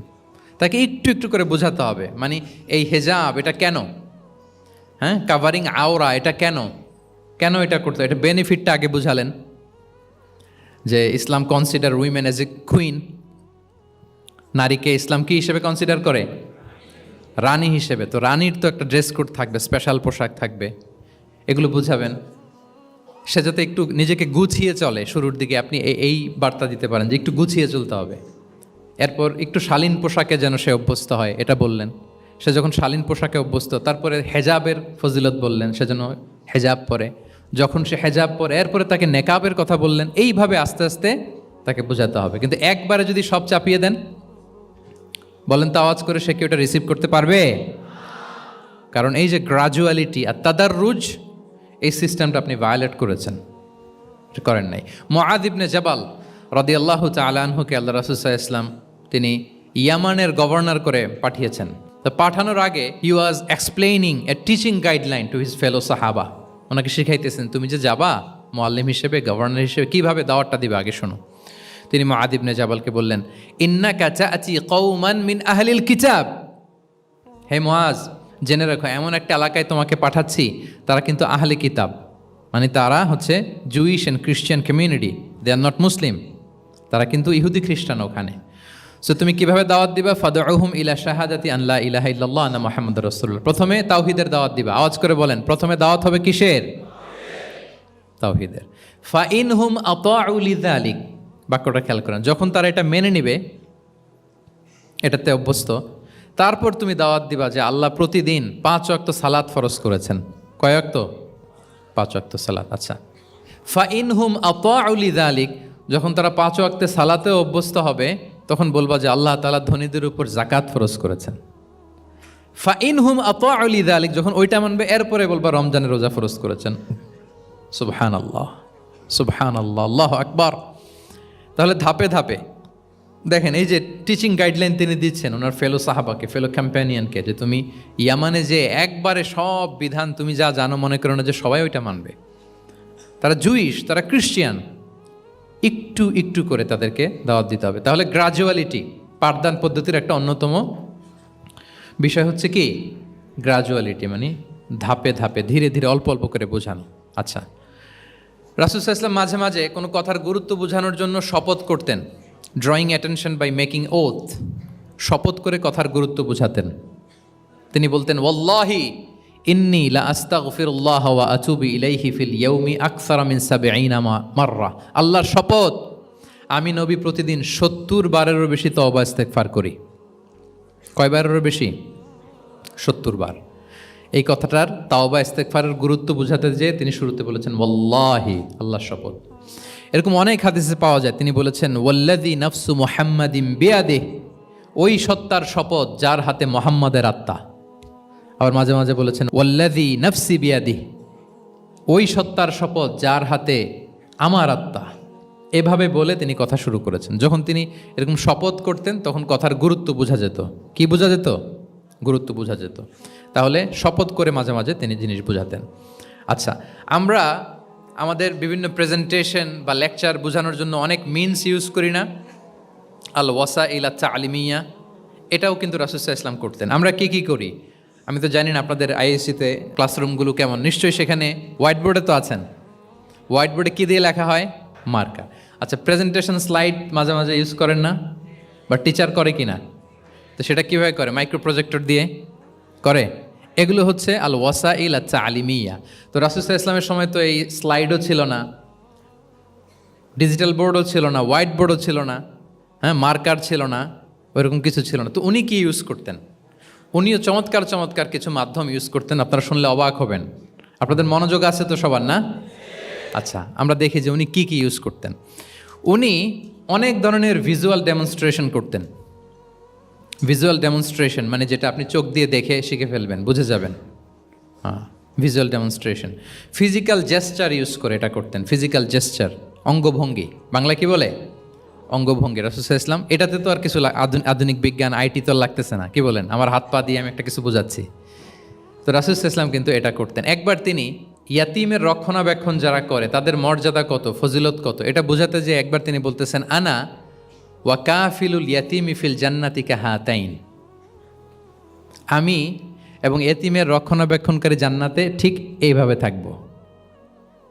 এইভাবে থাকবো মানে খুব কাছাকাছি থাকবো, he will be my neighbour, very close neighbour. এবং বোঝাতে যে এই যে উস্তা আর সাব্বাবা দুই আঙ্গুল এভাবে, এই আঙ্গুল থেকে এই আঙ্গুলের দূরত্ব কতটুকু? 1 মাইল নাকি কত? একেবারে কাছে। এই আঙ্গুল থেকে আঙ্গুলের তেমন কোনো দূরত্বই নাই, মানে খুব কাছে। এটা দিয়ে তিনি বুঝালেন আমি এবং এতিমের রক্ষণাবেক্ষণকারী ঠিক এভাবে থাকবো যেভাবে এই দুটো আঙ্গুল কাছাকাছি। আল্লাহু আকবার। তাহলে এই যে ফিজিক্যাল জেস্টার ইউজ করলেন কিনা, অঙ্গভঙ্গি, এটাকে বলে ভিজুয়াল ডেমনস্ট্রেশন। কি বলে? Visual demonstration. এবং রিসার্চাররা বলতেছেন যে approximately 80% of human learning comes through the visual demonstration. মানে আইজ দিয়ে, চোখ দিয়ে আমরা আমাদের শেখার 80% শিখে ফেলি। আমাদের শিখনের অলমোস্ট 80% আমরা দেখে দেখে শিখি। তাহলে রাসূল সাল্লাল্লাহু আলাইহি ওয়াসাল্লাম ভিজুয়াল ডেমনস্ট্রেশন করলেন, আনা ওয়া কাফিলুল ইয়াতীমি ফিল জান্নাতিকা হাতাইন। আচ্ছা, আরও দেখি হাদিসে এরকম আরও পাওয়া যায়। আমরা যে মুমিনরা ভাই ভাই, বিভিন্ন হাদিসে বিভিন্ন টেক্সটে রাসূল সাল্লাল্লাহু আলাইহি ওয়াসাল্লাম বলেছেন। এটা ইসলামের একটা খুব মৌলিক কথা, আমরা সবাই জানি না? আমরা সবাই কি এই অডিটোরিয়ামে আমরা যারা বসে আমরা সবাই কি? আল মুমিনু আখুল মুসলিম, একে অপরের ভাই। আমাদের মধ্যে আবার আরেকটা সমস্যা আছে, আমরা দেখা যায় যে প্রত্যেকে যেই দল করে ওই দলের এরা ভাই ভাই আর কি, এরকম। এই হাদিসের একটা নিজস্ব অর্থ বলয় আমরা করে নিয়েছি যে ভাই ভাই ঠিক আছে, বাট আমি এই দলের, সো আমরা ভাই ভাই। আচ্ছা, ওরা ওই দল, তো ওরা কি নিজেরা নিজেরা আসলে কি এই ভাই ভাই নাকি? না, যারাই কালেমা শাহাদাতে বিশ্বাসী, যারা আমাদের কেবলাকে কেবলা মানে, যারা ঈমান এনেছে, তারা সবাই আমরা কি ভাই ভাই। এই যে আমাদের ভ্রাতৃত্বের বন্ধনটা যে খুব অটুট এবং মজবুত সুদৃঢ়, এটা বোঝানোর জন্য রাসূল ইসলাম একবার বললেন আল মুমিনু লিল মুমিনি কাল বুনিয়ান। মুমিন যে ভাই ভাই, এই ভ্রাতৃত্বের বন্ধন হচ্ছে সুদৃঢ় প্রাচীরের মতো। ইয়াশুদ্দু বা'দুহু বা'দা, one side strengthening the other. একটা বড় প্রাচীর, যেমন এই বিল্ডিংটা যেমনি এই পাশ ওই পাশটাকে মজবুত করে ধরে রেখেছে, ওই পাশ যেমনি এটাকে মজবুত করে ধরে ঠায় দাঁড়িয়ে আছে বছরের পর বছর, যুগের পর যুগ। রাসূল সাল্লাল্লাহু আলাইহি ওয়াসাল্লাম বললেন মুমিন যে ভাই ভাই, তাদের সম্পর্কটা এরকম সুদৃঢ়। কতটা সুদৃঢ়? এটা বলতে যে ওয়াশাব্বাকা বাইনা আসওয়াবিহি, তিনি হাতের এই 5 আঙ্গুল, এই 5 আঙ্গুলের ভেতরে ঢুকাই দিলেন। এরকম ধরেন তো একটু সবাই। আচ্ছা, ঢুকিয়ে একটু চাপ দেন, এখন ব্যাপারটা অনেক মজবুত হয়ে গেল না? হ্যাঁ, কেউ চাইলে কি সহজে ছোটাতে পারবে? না। তাহলে এই যে আরেকটা ভিজুয়াল ডেমনস্ট্রেশন পাইছেন, পেয়েছেন? ফিজিক্যাল জেস্চার, অঙ্গভঙ্গি করে তিনি বুঝাইলেন যে আমাদের ভ্রাতৃত্বটা এইরকম মজবুত। মানে ওনার কাছে যা ছিল ওইটা বুঝাতে যে তিনি এই ফিজিক্যাল জেস্চারটা নিয়েছেন যে মুমিন ভাই ভাই এবং আমাদের ভ্রাতৃত্বের বন্ধনটা ঠিক এরকম মজবুত, লাইক দিস। তাহলে এটাকে বলে ভিজুয়াল ডেমনস্ট্রেশন, যেহেতু এতে করে সাহাবারা সহজে বুঝতো, এটা দিয়ে সহজে বুঝলো। আবার মাঝে মাঝে তিনি ড্রয়িং করেছেন, আমাদের মতো ডিজিটাল সিস্টেমে ড্রয়িং করে না, এখন তো খুব ইজি। তো তিনি কীভাবে ড্রয়িং করেছেন, একবার সাহাবিদেরকে নিয়ে তিনি মরুভূমির মাঝখানে খেজুরের ডাল নিয়ে একটা স্ট্রেট লাইন, সরল রেখা আঁকলেন। খাত্তা লানা রাসূলুল্লাহ সাল্লাল্লাহু আলাইহি ওয়াসাল্লাম খাত্তান, আল্লাহ রাসূল সাল্লাল্লাহু আলাইহি ওয়াসাল্লাম মরুভূমিতে খেজুরের ডাল দিয়ে টেনে একটা স্ট্রেট লাইন, মানে সরল রেখা আঁকলেন। একে বললেন হাযা সাবিলুল্লাহ, এটা হচ্ছে আল্লাহর রাস্তা, মানে সিরাতুম মুস্তাকিম। এরপরে এই স্ট্রেট লাইন, সরল রেখার ডানে বায়ে ছোট ছোট অনেকগুলো দাগ কাটলেন খেজুরের ডাল দিয়ে, আর বললেন হাযিহি সুবুলুশ শাইতান, এগুলো হচ্ছে শয়তানের রাস্তা। ফি কুল্লি সাবিলিন শাইতান, এই প্রত্যেকটা রাস্তায় একটা করে শয়তান থাকে, সে তার শয়তানি কাজের হাতছানি তোমাদের দেয়। তাহলে খেজুরের ডাল দিয়ে একটা স্ট্রেট লাইন, সরল রেখা করে বললেন এটা সিরাতুম মুস্তাকিম সাবিলুল্লাহ, আর ডানে বায়ে ছোট ছোট দাগ কেটে বললেন এগুলো হচ্ছে সাবিলুশ শয়তান। ওই পথে, শয়তানের হাতছানি দেয়া পথে কবু যাওয়া যাবে, বরং সিরাতুল মুস্তাকিমে থাকা লাগবে। তাহলে এই যে ভিজুয়াল ডেমনস্ট্রেশন ব্যাপারটা ক্লিয়ার হয়েছে না? কাফিলুল ইয়াতীমি কাহাতাইন শাব্বাকা বাইনা আসাবিহি খাত্তা লানা রাসূল সাল্লাল্লাহু আলাইহি ওয়াসাল্লাম খাত্তা। তাহলে এভাবে ওনার সাধ্যের নাগালে যা যা ছিল সাহাবাদেরকে আরও বুঝাতে, ভালো করে to clarify the issue, to visualise the matter, রাসূল সাল্লাল্লাহু আলাইহি ওয়াসাল্লাম এগুলোর ব্যবহার করেছেন। এরপর মাঝে মাঝে সাহাবীদের মস্তিষ্কের যাতে ব্যায়াম হয়, শিক্ষার্থীর কল্পনার জগতে কোনো কিছু চিত্রায়িত করা, এতে করে মস্তিষ্কের ব্যায়াম হয় আর কি, to enhance the power of imagination, আপনার ইমাজিনারি পাওয়ারকে ডেভেলপ করবার জন্য। রাসূল সাল্লাল্লাহু আলাইহি ওয়াসাল্লাম হাদিসে এরকম অনেক কথা বলেছেন যে তোমরা একটু ভাবো তো, এরকম হইলে কেমন হয়, এমন হইলে কেমন হয়, তেমন হইলে কেমন হবে। এই কথাগুলো যখন বলতেন সাহাবারা ভাবনার জগতে হারিয়ে যেত, ভাবতেন, কল্পনার রাজ্যে হারিয়ে যেতেন, ওনাদের মস্তিষ্কের ব্যায়াম হতো, ইমাজিনেশনের যে পাওয়ার এটা ডেভেলপ করতো, এমনটা পাওয়া যায়। রাসূল সাল্লাল্লাহু আলাইহি ওয়াসাল্লাম একবার বললেন আরাআইতুম লাউ আন্না নাহরান বিবাবি আহাদিকুম ইয়াগতাসিলু মিনহু কুল্লা ইয়াউমিন খামসা মাররাতিন হাল ইয়াবকা মিন দারানিহি শাই। আচ্ছা বলো তো, তোমরা একটু ভাবো তো, কল্পনার রাজ্যে হারিয়ে যাও, ভেবে দেখো তো, ধরো যে তোমার বাড়ির সামনে একটা ঝর্ণাধারা আছে বা একটা চমৎকার লেক আছে যেখানে স্বচ্ছ স্ফটিক পানি। তুমি যদি প্রতিদিন ওই ঝর্ণায় যে বা ওই লেকে নেমে 5 বার গোসল করো, তোমার গায়ে কোনো ময়লা থাকবে আর? সাহাবারা কল্পনা করে বলে না, মনে মনে ভাবতেছে যে গোসল করতেছে, 5 বার গোসল করার পরে আর আমার গায়ে দুর্গন্ধ ঘামের গন্ধ থাকবে কি করে? না, কোনো ময়লা থাকবে না। সাহাবারা বলল লা ইয়া রাসূলুল্লাহ লা ইয়াবকা মিন দারানিহি শাই। রাসূল ইসলাম তখন বললেন ফাকাযালিকা মাসালু সলাওয়াতিল খামস, এটা হচ্ছে 5 ওয়াক্ত সালাতের দৃষ্টান্তের মতো। ইয়ামহুল্লাহু বিহিন্নাল খাতায়া, কারো ঘরের সামনে যদি একটা স্বচ্ছ লেক থাকে, পানির ফোয়ারা, সে যদি 5 বার গোসল করে তার গায়ে যেমনি কোনো দুর্গন্ধ ময়লা আবর্জনা কিছু থাকে না, কেউ যখন 5 ওয়াক্ত সালাত আদায় করে তখন এই সালাতও তার সব গুনাহগুলোকে ধুয়ে মুছে এরকম পাক পবিত্র সাফ করে দেয়। সুবহানাল্লাহ। বুঝে গেলেন যে সালাওয়াতুল খামস কিভাবে আমাদের পাপ মুছে ক্লিনজিং করে, এটা সাহাবারা ইজিলি বুঝে গেলেন। তাহলে ভেবে দেখো তো, চিন্তা করো তো, এটা বলে বেসিকলি দ্য পাওয়ার অফ ইমাজিনেশনকে রাসূলুল্লাহ ইসলাম ইনহ্যান্স করার চেষ্টা করলেন। এভাবেও সাহাবাদেরকে তিনি মাঝে মাঝে বুঝাতেন। রাসূলুল্লাহ ইসলাম মাঝে মাঝে দেখা যায় যে সহজ করে বুঝাতে যে রূপক অর্থবোধক শব্দের প্রয়োগ করতেন, মাজাজ বা ইস্তেআরা। তো মাজাজ বা ইস্তেআরা মানে হচ্ছে মেটাফোর। কোনো জিনিসকে আরো সহজ করে বোধগম্যময় করতে রাসূলুল্লাহ ইসলাম এই মেটাফোরকে ইউজ করতেন। যেমন রাসূলুল্লাহ ইসলাম নারীদের প্রতি সদয় হওয়ার জন্য পুরুষদেরকে তিনি বলেছেন রিফকান বিল কাওয়ারির, অর্থাৎ কাঁচগুলোর সাথে ভালো আচরণ করো, মানে কাঁচগুলোকে দেখে রেখো। কাচের পাত্র দিয়ে তিনি নারীদেরকে, স্ত্রীদেরকে বুঝিয়েছেন রিফকান বিল কাওয়ারির। আচ্ছা বলেন তো, কাচের গ্লাস, প্লেট, তৈজসপত্র এক বাড়ি থেকে যদি আরেক বাড়িতে, লেটসে আপনি বাসা শিফট করবেন, আপনার কাছে অনেক কাচের তৈরি গ্লাস, প্লেট, তৈজসপত্র আছে। চট্টগ্রামের এই থানা থেকে ওই থানায় আপনি বাসা চেঞ্জ করবেন, এগুলো নেওয়ার সময় আপনারা কি করেন বলেন? র্যাপিং করে, এক্সট্রা প্রিকশন নিয়ে খুব সাবধানে এটাকে ধরতে হয়, রাখতে হয়, সেট করতে হয়, নামাতে হয়, ঠিক কিনা বলেন? এটা বোঝাতে যে নারীদের সাথে কোমল আচরণ করো, সদয় আচরণ করো, এটা বোঝাতে যে রাসূলুল্লাহ ইসলাম বলেছেন রিফকান বিল কাওয়ারির। একবার স্ত্রীরা, আমাদের আম্মা জানেরা রাসূলুল্লাহ ইসলামের সাথে সফরে যাচ্ছেন, খুব সম্ভবত হজের সফরে। তো ওনারা যখন পালকিতে চড়বেন, ওখান থেকে হাওদাজে উঠাবেন, খুব দ্রুত তাড়াহুড়ো করে কিছু লোকজন ওই পালকি উঠাচ্ছিল। তখন রাসূলুল্লাহ ইসলাম বললেন ওয়াই হাক ইয়া আনজাসা সাউকাকা রিফকান বিল কাওয়ারির, খুব সাবধানে নিয়ে যাও, কাজগুলোকে একটু দেখে শুনে নাও, কাচের বোতলগুলো, গ্লাসগুলো দেখে শুনে নাও, মানে স্ত্রীদেরকে একটু দেখে শুনে যত্নের সাথে নিয়ে নাও। তাহলে নারীদেরকে কিসের সাথে তুলনা করেছেন? কাচের গ্লাস, কাচের তৈজসপত্র, কাচের সামগ্রী, যাতে বুঝতে সুবিধা হয়। কাচের গ্লাস তোমরা যেমনি ধরো, রাখো, ডিল করো, নারীদের সাথেও এভাবে কি কোমল আচরণ করতে হবে। আচ্ছা, আমি শুরুতেই বলেছিলাম যে রাসূলুল্লাহ ইসলামের সাহাবীদেরকে কিছু শেখানো পদ্ধতিটা মেইনলি কি ছিল? কি বেসড? কারো মনে আছে? QnA based, right? এই তো মাশাআল্লাহ, কিউএনএ মানে প্রশ্নোত্তরমূলক। সাহাবারা প্রশ্ন করতো, রাসূলুল্লাহ ইসলাম উত্তর দিতেন। কারণ কোরআনেও আমাদেরকে উৎসাহিত করা হয়েছে ফাসআলু আহলা যিকরি ইন কুনতুম লা তা'লামুন, যদি না জানো তাহলে আহলু যিকির বা আহলুল ইলমকে জিজ্ঞেস করে জেনে নাও। এবং রাসূলুল্লাহ সাল্লাল্লাহু আলাইহি ওয়াসাল্লাম বলেছেন ফাইন্নামা শিফাউল আইয়ি আস-সুআলু, অজ্ঞতার চিকিৎসা হচ্ছে প্রশ্ন করা। আপনি জানেন না তো আপনার কাজ কি করবেন? প্রশ্ন করবেন। আপনার টিচারকে প্রশ্ন করবেন, আপনার শায়েখকে কোশ্চেন করবেন, রিসার্চারকে আপনি বারবার কোশ্চেন করতে হবে। প্রশ্ন মানে তাকে জর্জরিত করতে, যত কোশ্চেন করবেন তত আপনি শিখতে পারবেন, যত কোশ্চেন করবেন তত আপনি শিখতে পারবেন।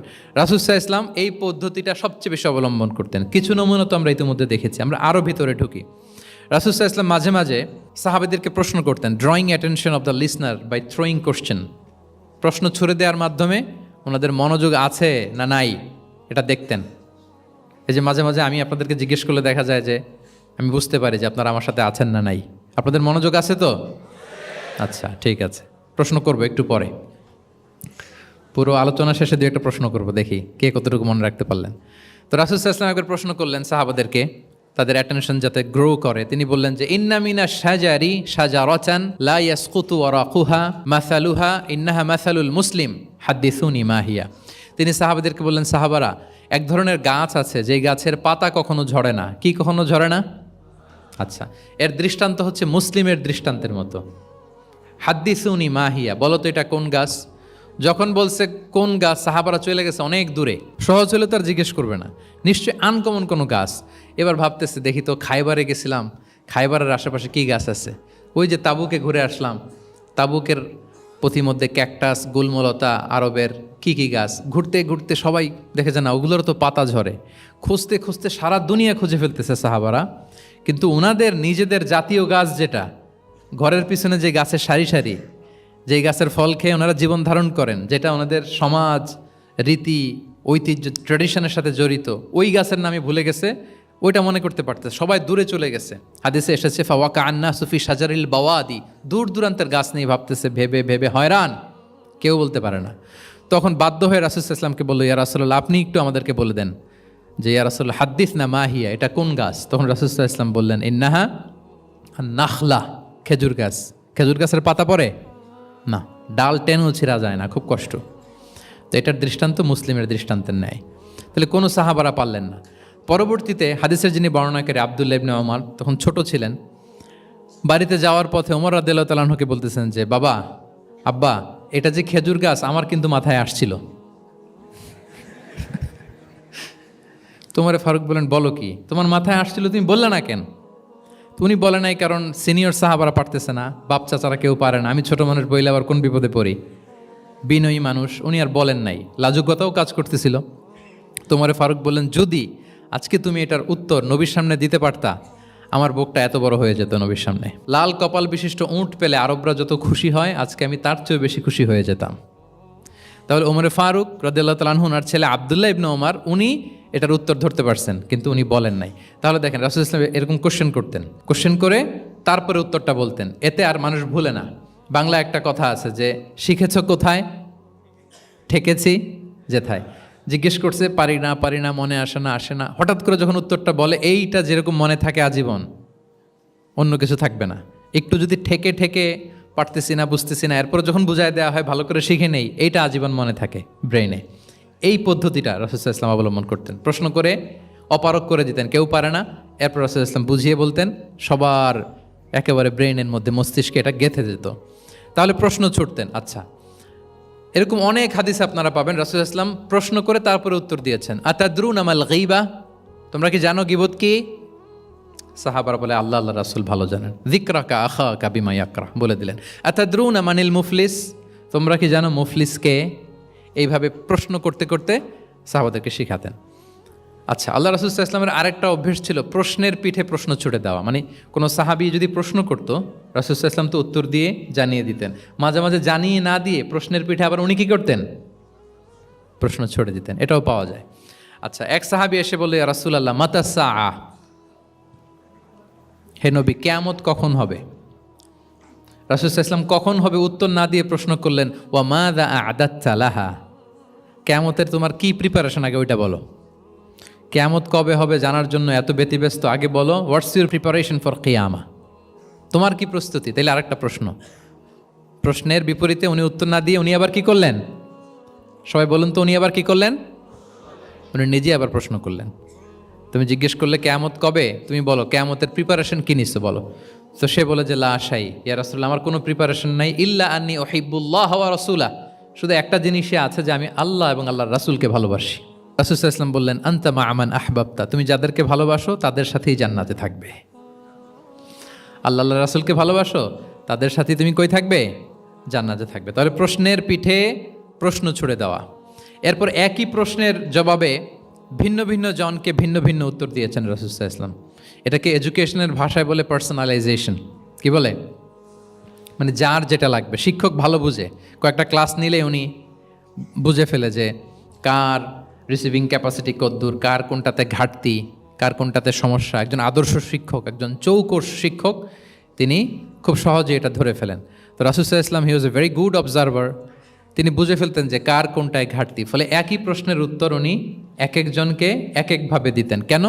Based on the need of the addressee, যার যেটা দরকার ওইটার উপর গুরুত্ব আরোপ করে, যার যেটাতে ঘাটতি আছে সেটাতে গুরুত্ব আরোপ করে তিনি এক একজনকে কী করতেন? এক এক রকম উত্তর।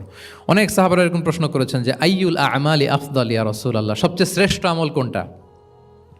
তিনি এক একজনকে এক একটা বলেছেন। কখনো বলেছেন যে আল্লাহর উপর ঈমান আনা, আল ঈমানু বিল্লাহি ওয়াহদা।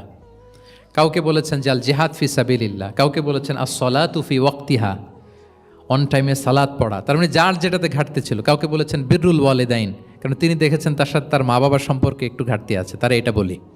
কারণ সবগুলোই ভালো কাজ, সবগুলোই কি ভালো কাজ। তাহলে যার যেটাতে ঘাটতি আছে সেটাতে গুরুত্ব আরোপ করা, এটা রাসূল সাল্লাল্লাহু আলাইহি ওয়াসাল্লাম করেছেন। মাঝে মাঝে রাসূল সাল্লাল্লাহু আলাইহি ওয়াসাল্লাম সাহাবীদেরকে মানে শিক্ষার্থীদেরকে উত্তর জানার জন্য ব্যাপকভাবে আগ্রহী করে তুলতেন। হ্যাঁ, এটাকে আরবিতে বলে তাশবিকুস সামিঈন ইলা মারিফাতিল জাওয়াব, উত্তর শোনানোর জন্য আগ্রহী করে তোলা।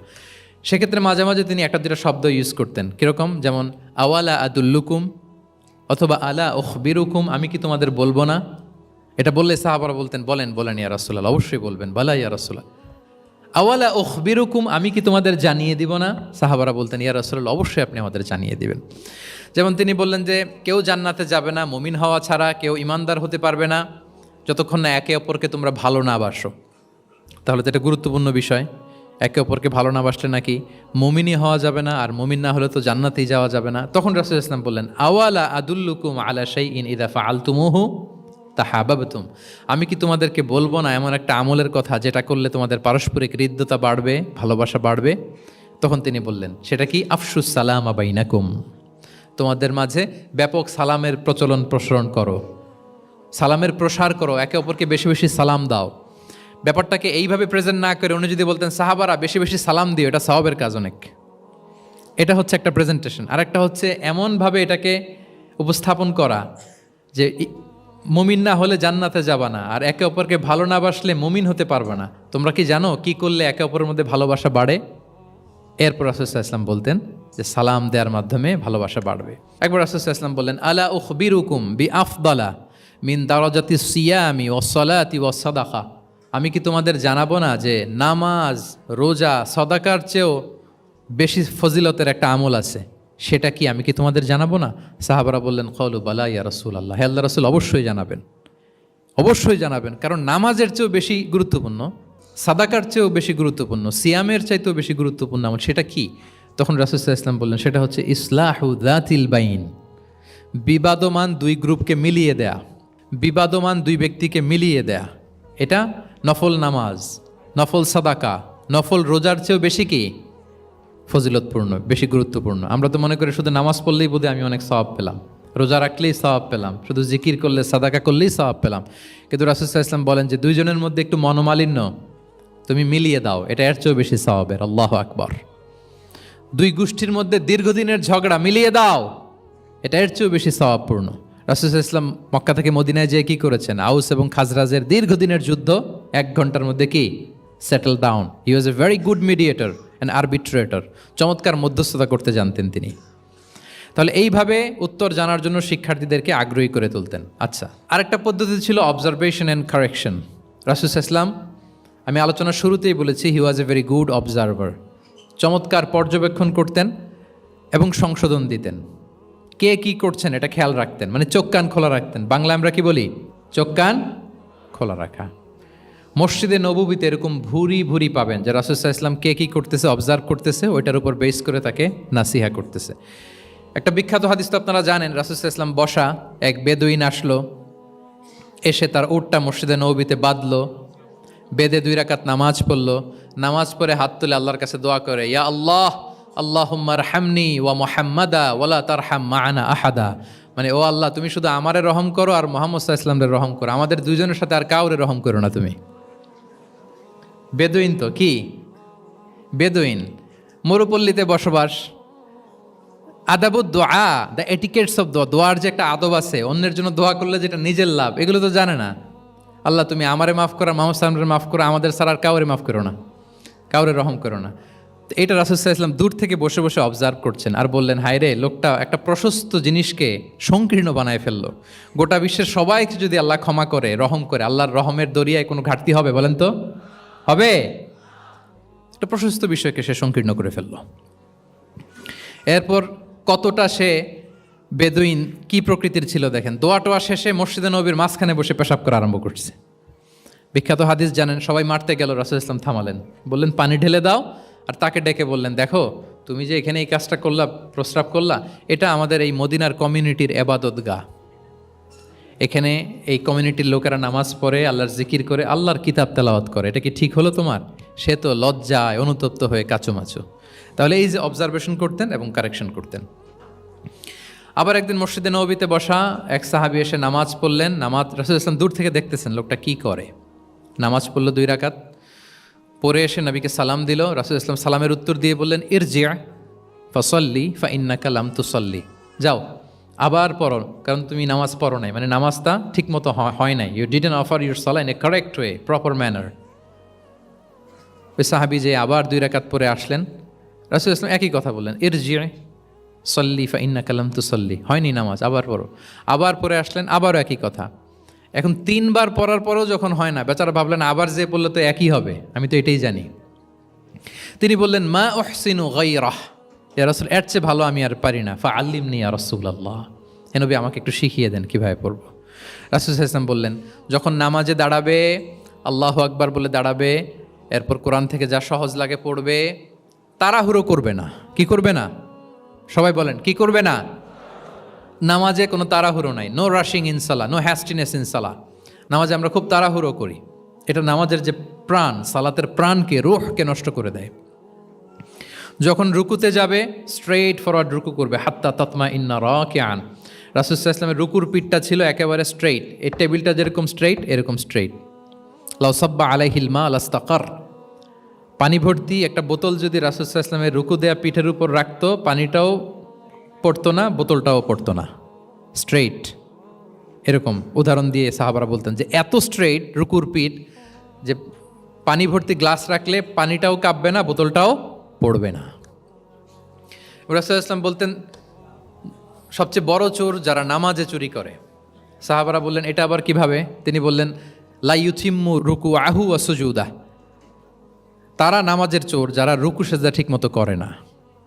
তো বললেন যে রুকু থেকে আবার স্ট্রেট হয়ে দাঁড়াবে, যখন সিজদায় যাবে ইতমিনানের সাথে, উইথ রিল্যাক্সেশন। নামাজের মধ্যে কি থাকবে? রিল্যাক্সেশন থাকবে। যখন বললেন যে এই 1 রাকাত যেমনি তোমাকে শিখালাম, সব নামাজ তুমি এইভাবে পড়বা, উইথ রিল্যাক্সেশন, নো রাশিং, তখন সাহাবী শিখে গেলেন। তাহলে এই যে অবজারভেশন অ্যান্ড কারেকশন, দেখতেন হোয়াটস গোয়িং অন অ্যারাউন্ড, কি হচ্ছে, ভুল হলেই শুধরে দিতেন। হজের দিন উনি ওটের সামনে বসা, পেছনে ফদল ইবনে আব্বাস রাদিয়াল্লাহু তাআলা আনহু, আব্দুল্লাহ ইবনে আব্বাসের ভাই, রাসূল সাল্লাল্লাহু আলাইহি ওয়াসাল্লামের কাজিন, রাসূল সাল্লাল্লাহু আলাইহি ওয়াসাল্লামের কি কাজিন। তো রাসূল সাল্লাল্লাহু আলাইহি ওয়াসাল্লাম বিভিন্ন মাসআলার উত্তর দিচ্ছেন। কি করতেছেন? মাসআলার উত্তর দিচ্ছেন। রাসূল সাল্লাল্লাহু আলাইহি ওয়াসাল্লাম হজ করেছিলেন কয়টা বলেন তো দেখি, কে জানে? হ্যাঁ, মাত্র একটা করছে। ঠিকঠাক আছে তো উত্তর? সবাই বলেন, কয়টা হজ করেছিলেন? হ্যাঁ, আসলে রাসূল সাল্লাল্লাহু আলাইহি ওয়াসাল্লাম কেবলমাত্র জীবনে কয়টা হজ করেছেন? একটা হজ করেছেন, 4টা উমরা করেছেন। আচ্ছা, এবার যেহেতু একটা হজ করেছেন, মানুষের অনেক ভুল হয়ে যাওয়া তো খুব স্বাভাবিক, কি বলেন? স্বাভাবিক না? স্বাভাবিক। ফলে 10 জিল হজ, যেটা ভেরি হ্যাকটিক ডে, একদিনে অনেক কাজ করতে হয়, 5টা কাজ। জামরায় স্টোনিং করতে হয়, পাথর মারো, স্লটার করো, প্রাণী জবাই করো, মাথার চুল ফেলে দাও, আবার চলে যায় মক্কায়, ফরজ তাওয়াফ করো, সাই করো, ফিরে আসো।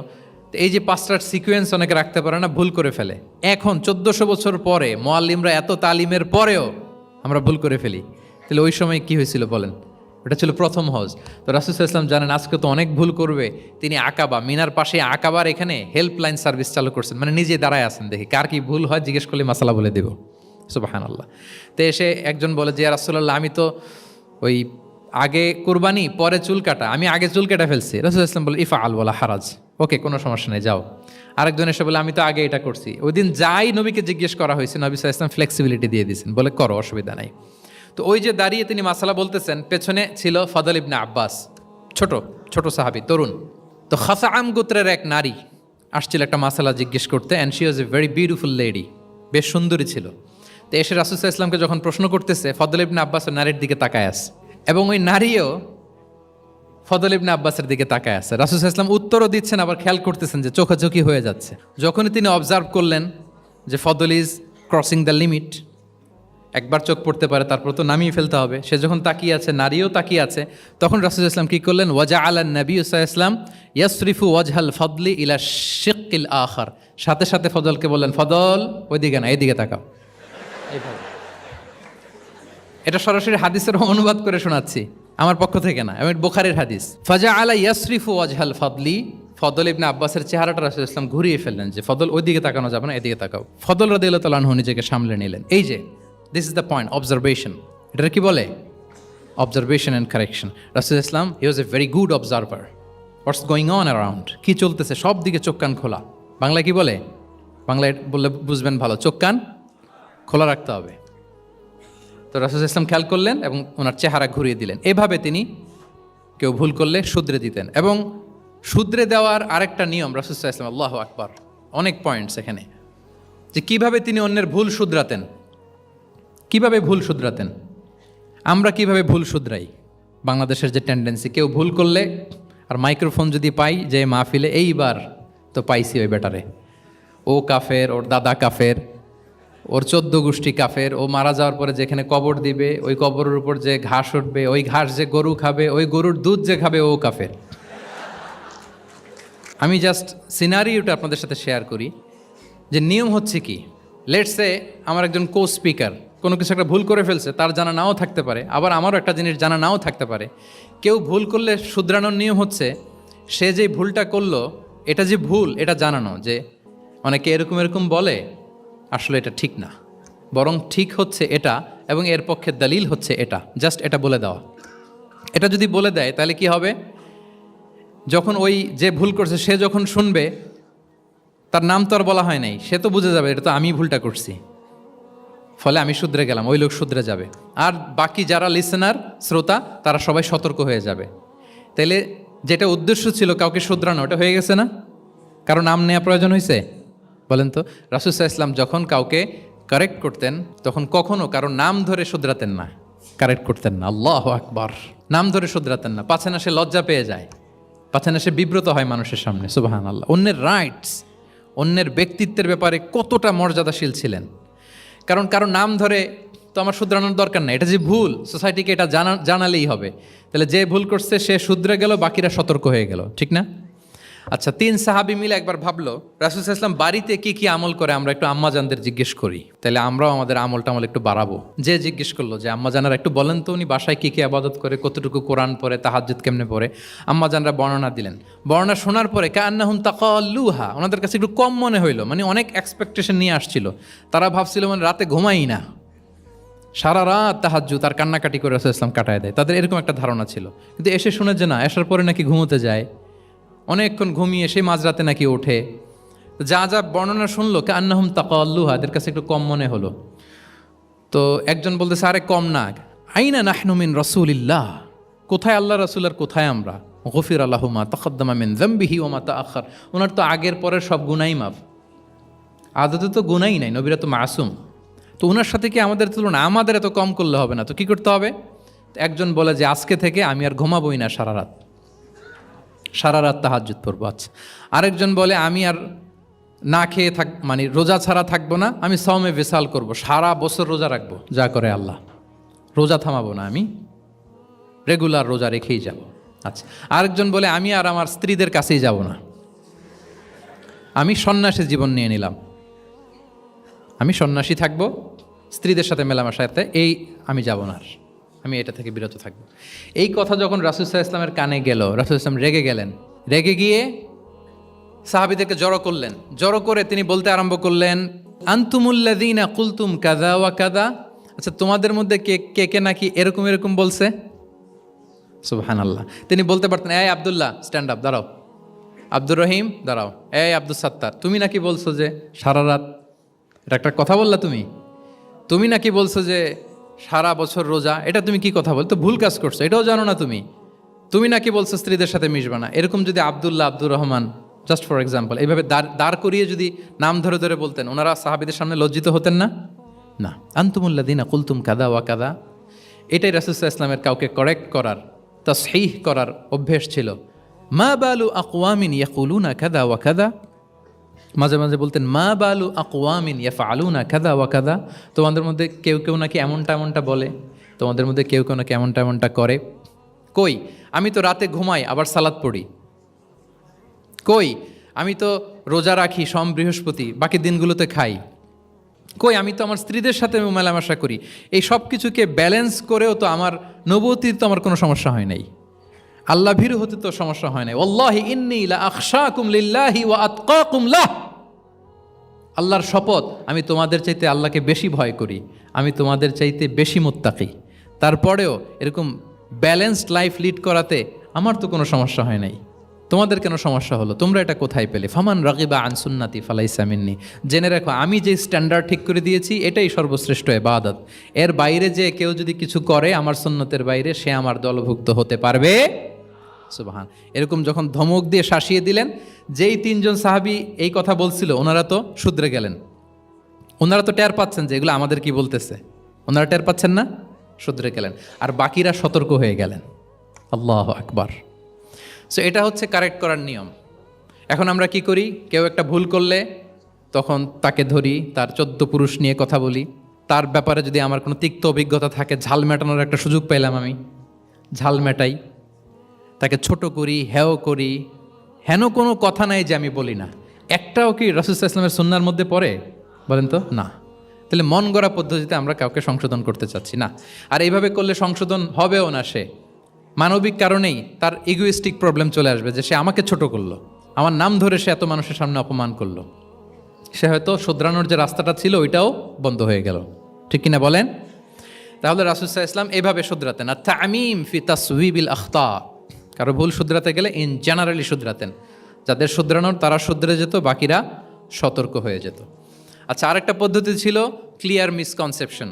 কারো মিসকনসেপশন থাকলে রাসূল সাল্লাল্লাহু আলাইহি ওয়াসাল্লাম এটা ক্লিয়ার করে দিতেন। এক সাহাবী মনে করতেন ভালো জামা পরলে বুঝি অহংকার হয়।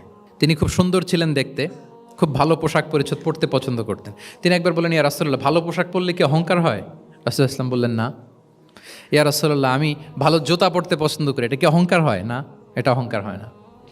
আমি মানুষকে খুব খাওয়াতে পছন্দ করি এবং আমি চাই আমার চেয়ে যেন কেউ এটা এই কাজে আগাতে না পারে, আমিই খাওয়াবো, এটা কি অহংকার? রাসূল সাল্লাল্লাহু আলাইহি ওয়াসাল্লাম বললেন, না, এটা অহংকার না। অহংকার হচ্ছে আল কিবরু বাতারুল হাক্কি ওয়া গামতুন নাস। অহংকার হচ্ছে সত্যকে প্রত্যাখ্যান করা আর মানুষকে তুচ্ছ-তাচ্ছিল্য করা। সুবহানাল্লাহ। তাহলে এই যে মিসকনসেপশন, সে ভাবছে ভালো পোশাক পরলে এটা অহংকার হয়ে যায়, ভালো জামা পরলে অহংকার হয়ে যায়। এগুলোতে অহংকার হয় না, বরং অহংকার হয় সত্যকে প্রত্যাখ্যান করলে আর মানুষকে তুচ্ছ-তাচ্ছিল্য করলে। তাহলে এই জাতীয় মিসকনসেপশন ইন দ্য সোসাইটি, এটাকে তিনি ক্লিয়ার করে দিতেন। আচ্ছা, রাসূল সাল্লাল্লাহু আলাইহি ওয়াসাল্লাম প্র্যাকটিক্যালি শেখানোর চেষ্টা করতেন। কি করতেন? প্র্যাকটিক্যালি, যেটাকে প্রায়োগিক শিক্ষা, ব্যবহারিক শিক্ষা। অজু করে দেখাতেন, এইভাবে অজু করতে হয়। সালাত পড়ে দেখাতেন, সল্লু কামা রাআইতুমুনি উসাল্লি। সালাত তো হচ্ছে আল আমাল আল মুতাওয়ারাস, এই উম্মার অবিচ্ছিন্ন কর্মধারা। সালাত জিবরিল আলাইহিস সালামকে শিখিয়েছেন আল্লাহ, রাসূল সাল্লাল্লাহু আলাইহি ওয়াসাল্লামকে শিখিয়েছেন জিবরিল আলাইহিস সালাম, রাসূল সাল্লাল্লাহু আলাইহি ওয়াসাল্লাম শিখিয়েছেন সাহাবীদেরকে। এইভাবে অবিচ্ছিন্ন কর্মধারা, আরবিতে বলে আল আমাল আল মুতাওয়ারাস। এবং রাসূল সাল্লাল্লাহু আলাইহি ওয়াসাল্লাম বলতেন, সল্লু কামা রাআইতুমুনি উসাল্লি, আমাকে যেমনি সালাত পড়তে দেখো এইভাবে পড়ো। হজের ক্ষেত্রেও বলেছেন, খুদু আন্নি মানাসিকাকুম, হজের বিধানকে দেখে নাও। একবারই তো হজ করেছেন, হাতে কলমে প্র্যাকটিক্যাল গাইডলাইন দিয়ে শিখিয়েছেন। এবং সাহাবারা ভুল করে কিনা মাঝে মাঝে শুনতেন, যেটাকে আরবিতে বলে কেরাতু তিলমিদা আলা শেখ। আব্দুল্লাহ ইবনে মাসউদ রাদিয়াল্লাহু তাআলা আনহুকে রাসূল সাল্লাল্লাহু আলাইহি ওয়াসাল্লাম একবার বললেন, আব্দুল্লাহ একটু তেলাওয়াত করো তো। তিনি বললেন, আকরাউ আলাইকা ওয়া আলাইকা উনজিল, হে নবী, আমি আপনার সামনে দাঁড়ায় তেলাওয়াত করব, আপনার উপর কোরআন নাজিল হয়। রাসূল সাল্লাল্লাহু আলাইহি ওয়াসাল্লাম বললেন যে ইন্নী উহিব্বু আন আসমাআহু মিন গায়রি, হে আব্দুল্লাহ ইবনে মাসউদ, আমি কোরআন তেলাওয়াত তোমাদেরকে শোনাতে যেমনি পছন্দ করি, তোমরা কেউ পড়বা আর আমি শুনবো, এটাও খুব পছন্দ করি।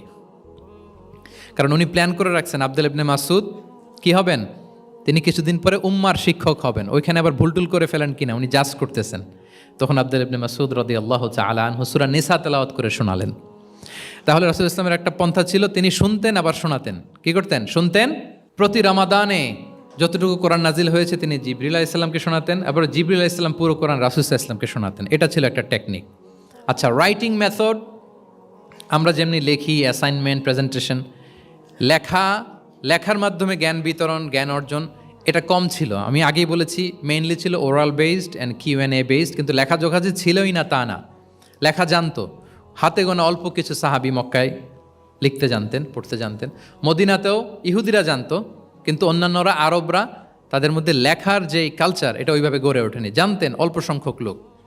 যেমন ওহী লেখক সাহাবী ছিলেন ইবনে কাসিরের বর্ণনা মতে 23 জন। কয়জন? ওনারা খেজুর গাছের ছালে, পাথরে, চামড়ায়, প্রাণীর চ্যাপ্টা হাড়ের মধ্যে কোরআন লিখে রাখতেন। এবং রাসূল সাল্লাল্লাহু আলাইহি ওয়াসাল্লাম কোরআন ছাড়া অন্য কিছু ওনার কাছ থেকে যেন লিখে রাখা না হয়, এই মর্মে আদেশ জারি করেছেন, লা তাকতুবু আন্নি গায়রাল কোরআন ওয়া মান কাতাবা আন্নি গায়রাল কোরআনি ফালইয়ামহু। কোরআন ছাড়া কিছু লিখো না। তাহলে কোনটা আমার কথা আর কোনটা আল্লাহর কথা মিক্স আপ হয়ে যাবে। কিন্তু কোরআন যখন অধিকাংশ রেকর্ডেড হয়ে গেল, তখন তিনি হাদিস সংরক্ষণের জন্য, লেখার জন্য পারমিশন দিয়ে দিলেন। যেমন মক্কা বিজয়ের ভাষণের পরে ইয়ামান থেকে আসা এক লোক আবু শাহ বলতেছে, ইয়া রাসূলুল্লাহ, আপনার ভাষণটা আমার একটু লিখে দিলে ভালো হয়। কি দিলে? লিখে দিলে। রাসূল ইসলাম সাহাবাদেরকে বললেন, উক্তুবু লি আবি শাহ, ঠিক আছে, এই ইয়ামানি ভিজিটর, তাকে আমার ভাষণটা তোমরা লিখে দাও। তাহলে এই লেখার পদ্ধতিটা খুব কম ছিল। রাসূল ইসলাম নিজে লিখতেন না, কাতেবে ওয়াহিদের দিয়ে লেখাতেন, কোরআন লেখাতেন। সপ্তম হিজরিতে যখন সুপার পাওয়ারদেরকে চিঠি লিখিয়েছিলেন, কাতেবে ওয়াহিদদেরকে দিয়ে চিঠি লিখিয়েছেন, এটা রাসূল ইসলাম করতেন। আচ্ছা, সফট স্কিল ডেভেলপমেন্টের ব্যাপারে রাসূল ইসলাম উদ্বুদ্ধ করেছেন। লার্নিং ফরেন ল্যাঙ্গুয়েজ, যেটা কমিউনিকেশন স্কিল, ভাষা জানা, এটা খুব জরুরি। আরবি, ইংরেজি, বাংলা, 3টা ভাষা জানেন কে কে? দেখি ছাত্রদের মধ্যে প্যারালাল, লাইক নেটিভ আর নেয়ার নেটিভ, 5-7 জন আছে না? ল্যাঙ্গুয়েজ আরও ভালো জানতে হবে। আরবিতে একেবারে ফ্লুয়েন্ট হইতে হবে, ইংরেজিতে ফ্লুয়েন্ট হইতে হবে। এই 2টা ল্যাঙ্গুয়েজ যদি আপনার হাতে থাকে, you can win the world for sure, I am telling you. গোটা বিশ্ব আপনি জয় করে ফেলতে পারবেন। তাহলে আইআইইউসি তো এটার একটা সেন্টার, খুব চমৎকার সুযোগ এখানে আছে আরবিতে মাস্টার হওয়া, ইংরেজিতে মাস্টার হওয়া। তাহলে সফট স্কিল ডেভেলপমেন্টের ব্যাপারে রাসূল ইসলাম উৎসাহিত করেছেন। কিভাবে? ইহুদিরা যখন চিঠি লিখত, কোন ভাষায় লিখত জানেন? হিব্রু ভাষায়, হিব্রু ল্যাঙ্গুয়েজে। এখন এইটা বোঝার জন্য রাসূল ইসলাম এক ইহুদিকে হায়ার করতে হইতো, যে তুমি একটু পরে বলো তো ওরা কি লিখলো। আচ্ছা, এটা লিখছে। এর বিপরীতে রাসূল যখন আবার চিঠি লিখবেন, তখন এক ইহুদিকে ডাকতে হইতো যে আমি বলতেছি আরবিতে, তুমি এটা হিব্রুতে ট্রান্সলেট করে পাঠাও। তো যেহেতু ইহুদিরা বিশ্বাসঘাতকতার অনেকগুলো ইনসিডেন্ট আছে, ট্রেচারি, বিট্রেয়াল ইনসিডেন্ট অনেকগুলো আছে, রাসূল ইসলাম বললেন আমি ইহুদিদেরকে বিশ্বাস করতে পারি না। কারণ একজনটা নিয়ে আসলাম, চিঠি একটা লিখছে একটা, সে অর্থ শোনাইলো আরেকটা। আমি বললাম লিখতে একটা, সে বিশ্বাসঘাতকতা করে লিখে দিল আরেকটা, তাহলে ঝামেলা হয়ে যাবে না? রাসূল ইসলাম তিনি যায়েদ ইবনে সাবিত রাদিয়াল্লাহু তাআলা আনহুকে বললেন যে তুমি এই হিব্রু ল্যাঙ্গুয়েজ শিখবা, শিখে আমার পক্ষ থেকে অন বিহাফ অফ মি তুমি জুইশদেরকে চিঠি লিখবা। ওদের চিঠি আসলে তুমি আমারে পড়ে শোনাবা। ইন্নী লা আমানু আলা ইয়াহুদ ফি কিতাবি, আমি ইহুদিদেরকে বিশ্বাস করি না।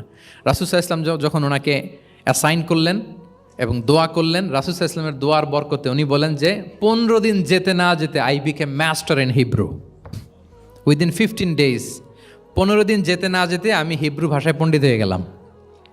এরপর থেকে যত চিঠি ইহুদিদের কাছে লেখা প্রয়োজন হতো, আমি যায়েদ ইবনে সাবিত লিখে দিতাম, এবং হিব্রুতে চিঠি আসলে আমি অনুবাদ করে দিতাম। তাহলে দেখেন রাসূল ইসলাম কিন্তু এই কমিউনিকেশন স্কিল ডেভেলপমেন্ট করার জন্য, যেটাকে সফট স্কিল আমরা বলি, ইন্সপায়ার করেছেন না? তাহলে ল্যাঙ্গুয়েজ শিখবেন আপনারা, কি বলেন?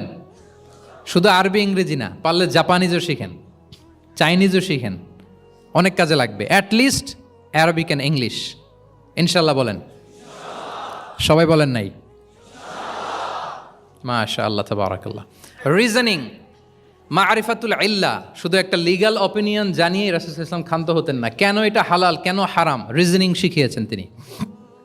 এটা দীর্ঘ আলোচনা, ফিকহের আলোচনা, ওইদিকে যাব না, জাস্ট বলে রাখলাম পয়েন্টগুলো। ইমোশনাল ইন্টেলিজেন্স তিনি ইউজ করেছেন শিক্ষাদানের ক্ষেত্রে, অর্থাৎ আবেগ অনুভূতিকে নাড়িয়ে দিয়ে ছাত্রকে ইমোশনাল বানিয়ে তারপরে মেসেজ দেয়া। সুবহানাল্লাহি ওয়া বিহামদিহি। Teaching by touching the emotions. ইবনে আবি সালামা তিনি বলেন, একবার রাসূল সাল্লাল্লাহু আলাইহি ওয়াসাল্লামের কোলে বসে, ছোটবেলায় কোলে বসার সৌভাগ্য আমার হয়েছিল, এবং আমাদেরকে খাবার দেয়া হলো। তো তিনি ছোট মানুষ, একবার এদিক থেকে খায় ওদিক থেকে খায়। রাসূল সাল্লাল্লাহু আলাইহি ওয়াসাল্লাম বললেন, ইয়া গোলাম, হে শিশু, সাম্মিল্লাহ, বিসমিল্লাহ বলো, ও কুল বি ইয়ামিনিক, বা হাতে না ডান হাতে খাও। দেখেন ছোটদেরকে কীভাবে শেখাতেন, তারবিয়া, চাইল্ড তারবিয়া।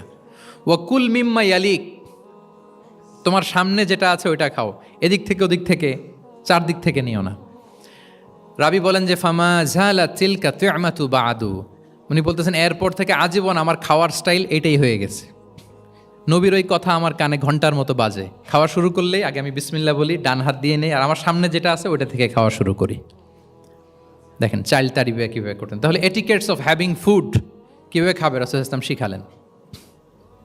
আপনারা জানেন যে হাশিমি খানদান, মানে বনু হাশিমদের জন্য জাকাতের সম্পদ খাওয়া, রাসূল ইসলামের বংশের জন্য জাকাতের সম্পদ খাওয়া হারাম। তো একবার জাকাতের সাদাকার খেজুর ছিল স্তূপ করা, রাসূল ইসলামের নাতি হাসান রাদিয়াল্লাহু তাআলা আনহু, ছোট্ট মানুষ, এসেই ওই খেজুর নিয়ে খেতে আরম্ভ করল। দূর থেকে রাসূল ইসলাম দেখে বললেন, কেখ কেখ এরমি বিহা, কেখ কেখ মানে আমরা বাংলা যেটাকে ওয়াক্থু, ওয়াক্থু মানে থু মেরে ফেলে দাও। এটা বলে তিনি হাসান রাদিয়াল্লাহু তাআলা আনহুর মুখ থেকে খেজুরটা বের করলেন আর বললেন, আলা তা'লাম আন্না লা নাকুলু সাদাকা, মানে নানা ভাই, আদরের নানা ভাই, তুমি কি জানো না আমরা সাদাকার সম্পদ খেতে পারি না, তাড়াতাড়ি ফেলে দাও। মুখ থেকে টেনে যে খেজুরটা নিয়েছিলেন হাসান রাদিয়াল্লাহু তাআলা আনহু, সেটাকে রাসূল সাল্লাল্লাহু আলাইহি ওয়াসাল্লাম বের করে দিলেন। তাহলে এখানে কনসেপ্ট অফ হালাল অ্যান্ড হারাম ছোটবেলা থেকেই নানা ভাইকে উনি ক্লিয়ার করে দিচ্ছেন। আব্দুল্লাহ ইবনে আব্বাস রাদিয়াল্লাহু তাআলা আনহু রাসূল সাল্লাল্লাহু আলাইহি ওয়াসাল্লামের কি ছিলেন সম্পর্কে বলেন, কি ছিল? সবাই বলেন আওয়াজ করে। কাজিন, চাচাতো ভাই। আরেকটা সম্পর্ক ছিল রাসূল সাল্লাল্লাহু আলাইহি ওয়াসাল্লাম ওনার আর কি হইতো? খালু মাইমুনা বিনতুল হারিস রাদিয়াল্লাহু তাআলা আনহা, তিনি ছিলেন আব্দুল্লাহ ইবনে আব্বাসের খালা। আর যেহেতু রাসূল সাল্লাল্লাহু আলাইহি ওয়াসাল্লাম বিয়ে করেছিলেন, ফলে রাসূল সাল্লাল্লাহু আলাইহি ওয়াসাল্লাম ওনার সম্পর্কের আরেক সম্পর্কে কি হয়? খালু। তো উনি খুব ছোট ছিলেন, এত ছোট যে রাসূল সাল্লাল্লাহু আলাইহি ওয়াসাল্লাম যখন ইন্তেকাল করেন তখন ওনার বয়স ছিল 13। আব্দুল্লাহ ইবনে আব্বাসের বয়স তখন কত? 13। তো ফলে ছোট মানুষ প্রায় খালার বাসায় রাতে থাকতো এবং রাসূল সাল্লাল্লাহু আলাইহি ওয়াসাল্লামের আশেপাশে ঘুমাতো। একবার রাসূল সাল্লাল্লাহু আলাইহি ওয়াসাল্লাম ওয়াশরুম করতে গেলেন দূরে, এবং রাসূল সাল্লাল্লাহু আলাইহি ওয়াসাল্লামের অভ্যেস ছিল ওয়াশরুম সেরে এসেই অজু করতেন। তো উনি এসে দেখে ওনার অজুর পাত্রে কে যেন পানি রেখে দিয়েছে। জিজ্ঞেস করলেন কে রেখেছে? বলা হলো যে আব্দুল্লাহ ইবনে আব্বাস রেখেছে। রাসূল সাল্লাল্লাহু আলাইহি ওয়াসাল্লাম এত খুশি হলেন যে এখন যে আমার এটা দরকার, ছোট্ট আব্দুল্লাহ এটা বুঝে ফেললো। উনি ওনাকে জড়িয়ে ধরে একটা দোয়া করলেন, আল্লাহুম্মা আল্লিমহুল কিতাব, আল্লাহুম্মা ফাক্কিহু ফিদ্দীন ওয়া আল্লিমহুত তা'বীল। আল্লাহ, আপনি আব্বাসকে কিতাবের জ্ঞান শিক্ষা দেন। এবং এই দোয়ার বরকতে উনি রাইসুল মুফাসসিরিন হয়েছেন। এই পৃথিবীতে যত মুফাসসির আসবে সব মুফাসসিরদের সম্রাট হচ্ছে আব্দুল্লাহ ইবনে আব্বাস রাদিয়াল্লাহু তাআলা আনহু। আচ্ছা, উনি কি শিখাতেন, কিভাবে শিখাতেন? তাহাজ্জুদের সময় রাসূল সাল্লাল্লাহু আলাইহি ওয়াসাল্লাম নামাজে দাঁড়ালেন, আব্দুল্লাহ ইবনে আব্বাস এসে রাসূল সাল্লাল্লাহু আলাইহি ওয়াসাল্লামের বাম দিকে দাঁড়ালেন। ছোট মানুষ ভাবছে আমিও যাই নামাজ পড়ি। আচ্ছা বলেন তো, যদি দুইজন হয় নামাজে, একজন ইমাম আর একজন মুসল্লি, মুসল্লি ইমামের কোন দিকে দাঁড়াবে? কিন্তু আব্দুল্লাহ ইবনে আব্বাস দাঁড়াইছে কোন দিকে? বাম দিকে, কারণ উনি ব্যাপারটা জানেন না। তখন রাসূল সাল্লাল্লাহু আলাইহি ওয়াসাল্লাম কি করলেন? হাত দিয়ে টেনে পিছন দিয়ে এনে ডান দিকে নিয়ে আসলেন। তাহলে রুলিংস অফ সালাতের সুন্নাহ কি, কিভাবে দাঁড়াতে হবে, এটা তিনি শিখালেন ছোট্ট আব্বাসকে, আব্দুল্লাহ ইবনে আব্বাসকে। এরকম অসংখ্য হাদিস আপনি সিরাতের পরতে পরতে, হাদিসের পরতে পরতে পাবেন, যে বাচ্চাদেরকে, শুধু যে যুবকদেরকে, তরুণদেরকে রাসূল সাল্লাল্লাহু আলাইহি ওয়াসাল্লাম শিখিয়েছেন এমনটা না, বরং শিশুদেরকেও শিখিয়েছেন। এইভাবে রাসূল সাল্লাল্লাহু আলাইহি ওয়াসাল্লাম এমন এক শিক্ষা পদ্ধতি আমাদের জন্য উপহার দিয়েছেন, যেটার মধ্য দিয়ে তিনি শ্রেষ্ঠতম প্রজন্ম, the best generation ever on আর্থ, যেটা আমি শুরুতে বলেছি, এবং তার ধারাবাহিকতা এর পরের প্রজন্মকেও শ্রেষ্ঠ প্রজন্ম বলা হয়েছে। এর পরের প্রজন্ম, তিনটা জেনারেশন এই শিক্ষার, এই ওহির জ্ঞানের শিক্ষার ছোঁয়ায় তারা শ্রেষ্ঠ প্রজন্ম হয়েছে রাসূল সাল্লাল্লাহু আলাইহি ওয়াসাল্লামের এই শিক্ষা পদ্ধতির মধ্য দিয়ে। আমরা যদি সামারি করি যে রাসূল সাল্লাল্লাহু আলাইহি ওয়াসাল্লামের শিক্ষা পদ্ধতিটা কেমন ছিল, তাহলে বলতে হবে যে এটা উৎসাহমূলক ছিল, আশাব্যঞ্জক, কনফিডেন্ট বাড়া, ইন্সপায়ারিং ছিল। এটা কল্যাণকামিতায় ভরপুর ছিল, ওয়েল উইশিং ছিল। আমরা যেমনি কারো কথা শুনেই তার উত্তর দেই বা মাসালা বলে দেই, এরকম না। ইংরেজিতে এটাকে বলে এমপ্যাথেটিক। এমপ্যাথেটিক মানে খুব বেশি সুবিবেচক। He not only listen to the suffering of others, he use to feel it. তিনি ফিল করতেন। একজন এসে বলতেছে যে আমার এই সমস্যা, এটার এখন আমি কি করব? আমি জাস্ট বললাম এটার ইসলামী সমাধান এইটা, এটা হচ্ছে একটা। রাসূল ইসলাম এরকম না, যে বলতেছে তার কষ্টটা তিনি ফিল করার চেষ্টা করতেন, ফিল করে তখন তাকে গাইডলাইন দিতেন। এটাকে বলে এমপ্যাথেটিক, ওয়েল উইশিং ম্যানারের, কল্যাণকামিতায় ভরপুর ছিল তার শিক্ষাদান পদ্ধতি। পরামর্শমূলক ছিল, যেখানে ম্যান্টরিং ছিল, কাউন্সেলিং ছিল। মানে শুধু টিচার হলে এটার আউটপুট একটা, কিন্তু if you work like a mentor, আপনি আপনার শিক্ষার্থীদেরকে মেন্টরিং করতেছেন, তাদেরকে কাউন্সেলিং করতেছেন, এটার আউটপুট হবে অন্যরকম। রাসূল সাল্লাল্লাহু আলাইহি ওয়াসাল্লাম হি worked as a mentor and councillor for the সাহাবা। সুবহানাল্লাহ। রাসূল সাল্লাল্লাহু আলাইহি ওয়াসাল্লামের দেওয়ার শিক্ষাটা ছিল বেসিক্যালি অ্যাডভাইজারি। আমরা মাঝে মাঝে অ্যাডভাইজারি নেই, দেখবেন বড় বড় নেতা লক্ষ লক্ষ টাকা বেতন দিয়ে অনেক বড় বড় উপদেষ্টা রাখে, তারা বিভিন্ন ধরনের অ্যাডভাইস দেয়। রাসূল সাল্লাল্লাহু আলাইহি ওয়াসাল্লাম এই সার্ভিসটা সাহাবাদেরকে দিতেন। ওনার শিক্ষাটা ছিল অংশগ্রহণমূলক, মানে এঙ্গেজমেন্ট ছিল। একতরফা আমি বলে গেলাম অথবা একতরফা ওরা বলে গেল, এরকম না। জিজ্ঞেস করতেন, শুনতেন, শোনাতেন, প্রশ্ন করতেন, প্রশ্নের পিঠে প্রশ্ন ছুড়ে দিতেন। ইন্টারেক্টিভ ছিল, পার্টিসিপেটরি ছিল, অংশগ্রহণমূলক। এটাকে আমরা মানে ক্লাসিক স্কলাররা যেটাকে বলে সোহবাহ, কি বলে? আমরা বলি না যে সোহবতের বড় প্রয়োজন? রাসূল সাল্লাল্লাহু আলাইহি ওয়াসাল্লামের সোহবতে মূলত ওনারা নলেজটা অর্জন করেছিলেন। পার্টিসিপেটরি ছিল, এঙ্গেজমেন্ট ছিল। এবং আমরা উল্লেখ করেছি যে Q&A বেস ছিল, প্রশ্নোত্তরমূলক, ওরাল ছিল, যৌক্তিক ছিল, র্যাশনাল, রিজনিং, রিজনিং শিখাতেন, কেন এটা হালাল, কেন হারাম, কেন এটা ডুজ অ্যান্ড কেন এটা ডোন্টস, এটা রাসূল সাল্লাল্লাহু আলাইহি ওয়াসাল্লাম বলেছেন। এবং হি use two prioritise the youth in training and grooming. বিশেষ করে বয়স্ক সাহাবাদের থেকে যুবকদেরকে বেশি প্রায়োরিটি দিতেন তালিমের ক্ষেত্রে, তারবিয়ার ক্ষেত্রে, কারণ তারাই উম্মাকে লিড দেবে। তারাই কি উম্মাকে লিড দেবে। এই যে এখানে যারা বসে আছেন, আমার তো মনে হয় বয়স 25 থেকে 30, এর আগেই বেশিরভাগ। সো আপনাদেরকে লিড দিতে হবে আগামীর বাংলাদেশে, ঠিক কি না? এই জন্য রাসূল সাল্লাল্লাহু আলাইহি ওয়াসাল্লাম বাছাই করে করে কোন সাহাবীর কী ধরনের যোগ্যতা আছে এবং ইসলামের জন্য এটা কিভাবে কাজে লাগতে পারে, ওইভাবে সাহাবীদেরকে তিনি গাইড করতেন। এবং সেটার ফলাফল তো আমরা দেখেছি, খয়রুল কুরুনি করনি সুম্মাল্লাযীনা ইয়ালুনাহুম সুম্মাল্লাযীনা ইয়ালুনাহুম। এই ওহির জ্ঞানের স্পর্শে, এই শিক্ষার, এই তালিমের স্পর্শে তারা শ্রেষ্ঠ প্রজন্ম হয়েছেন। এবং তার পরের প্রজন্ম, তিনটা প্রজন্মকে তিনি শ্রেষ্ঠ প্রজন্ম বলে ঘোষণা দিয়েছেন। আমি আর দীর্ঘায়িত করব না। আমরা যদি রাসূল সাল্লাল্লাহু আলাইহি ওয়াসাল্লামের আনিত এই শিক্ষা পদ্ধতি আমাদের শিক্ষা ব্যবস্থার মধ্যে ইনক্লুড করতে পারি, তাহলে আমরাও আমাদের প্রজন্মকে ওইরকম শ্রেষ্ঠ প্রজন্ম হিসেবে গড়ে তুলতে পারবো ইনশাআল্লাহ বিইذنিল্লাহ।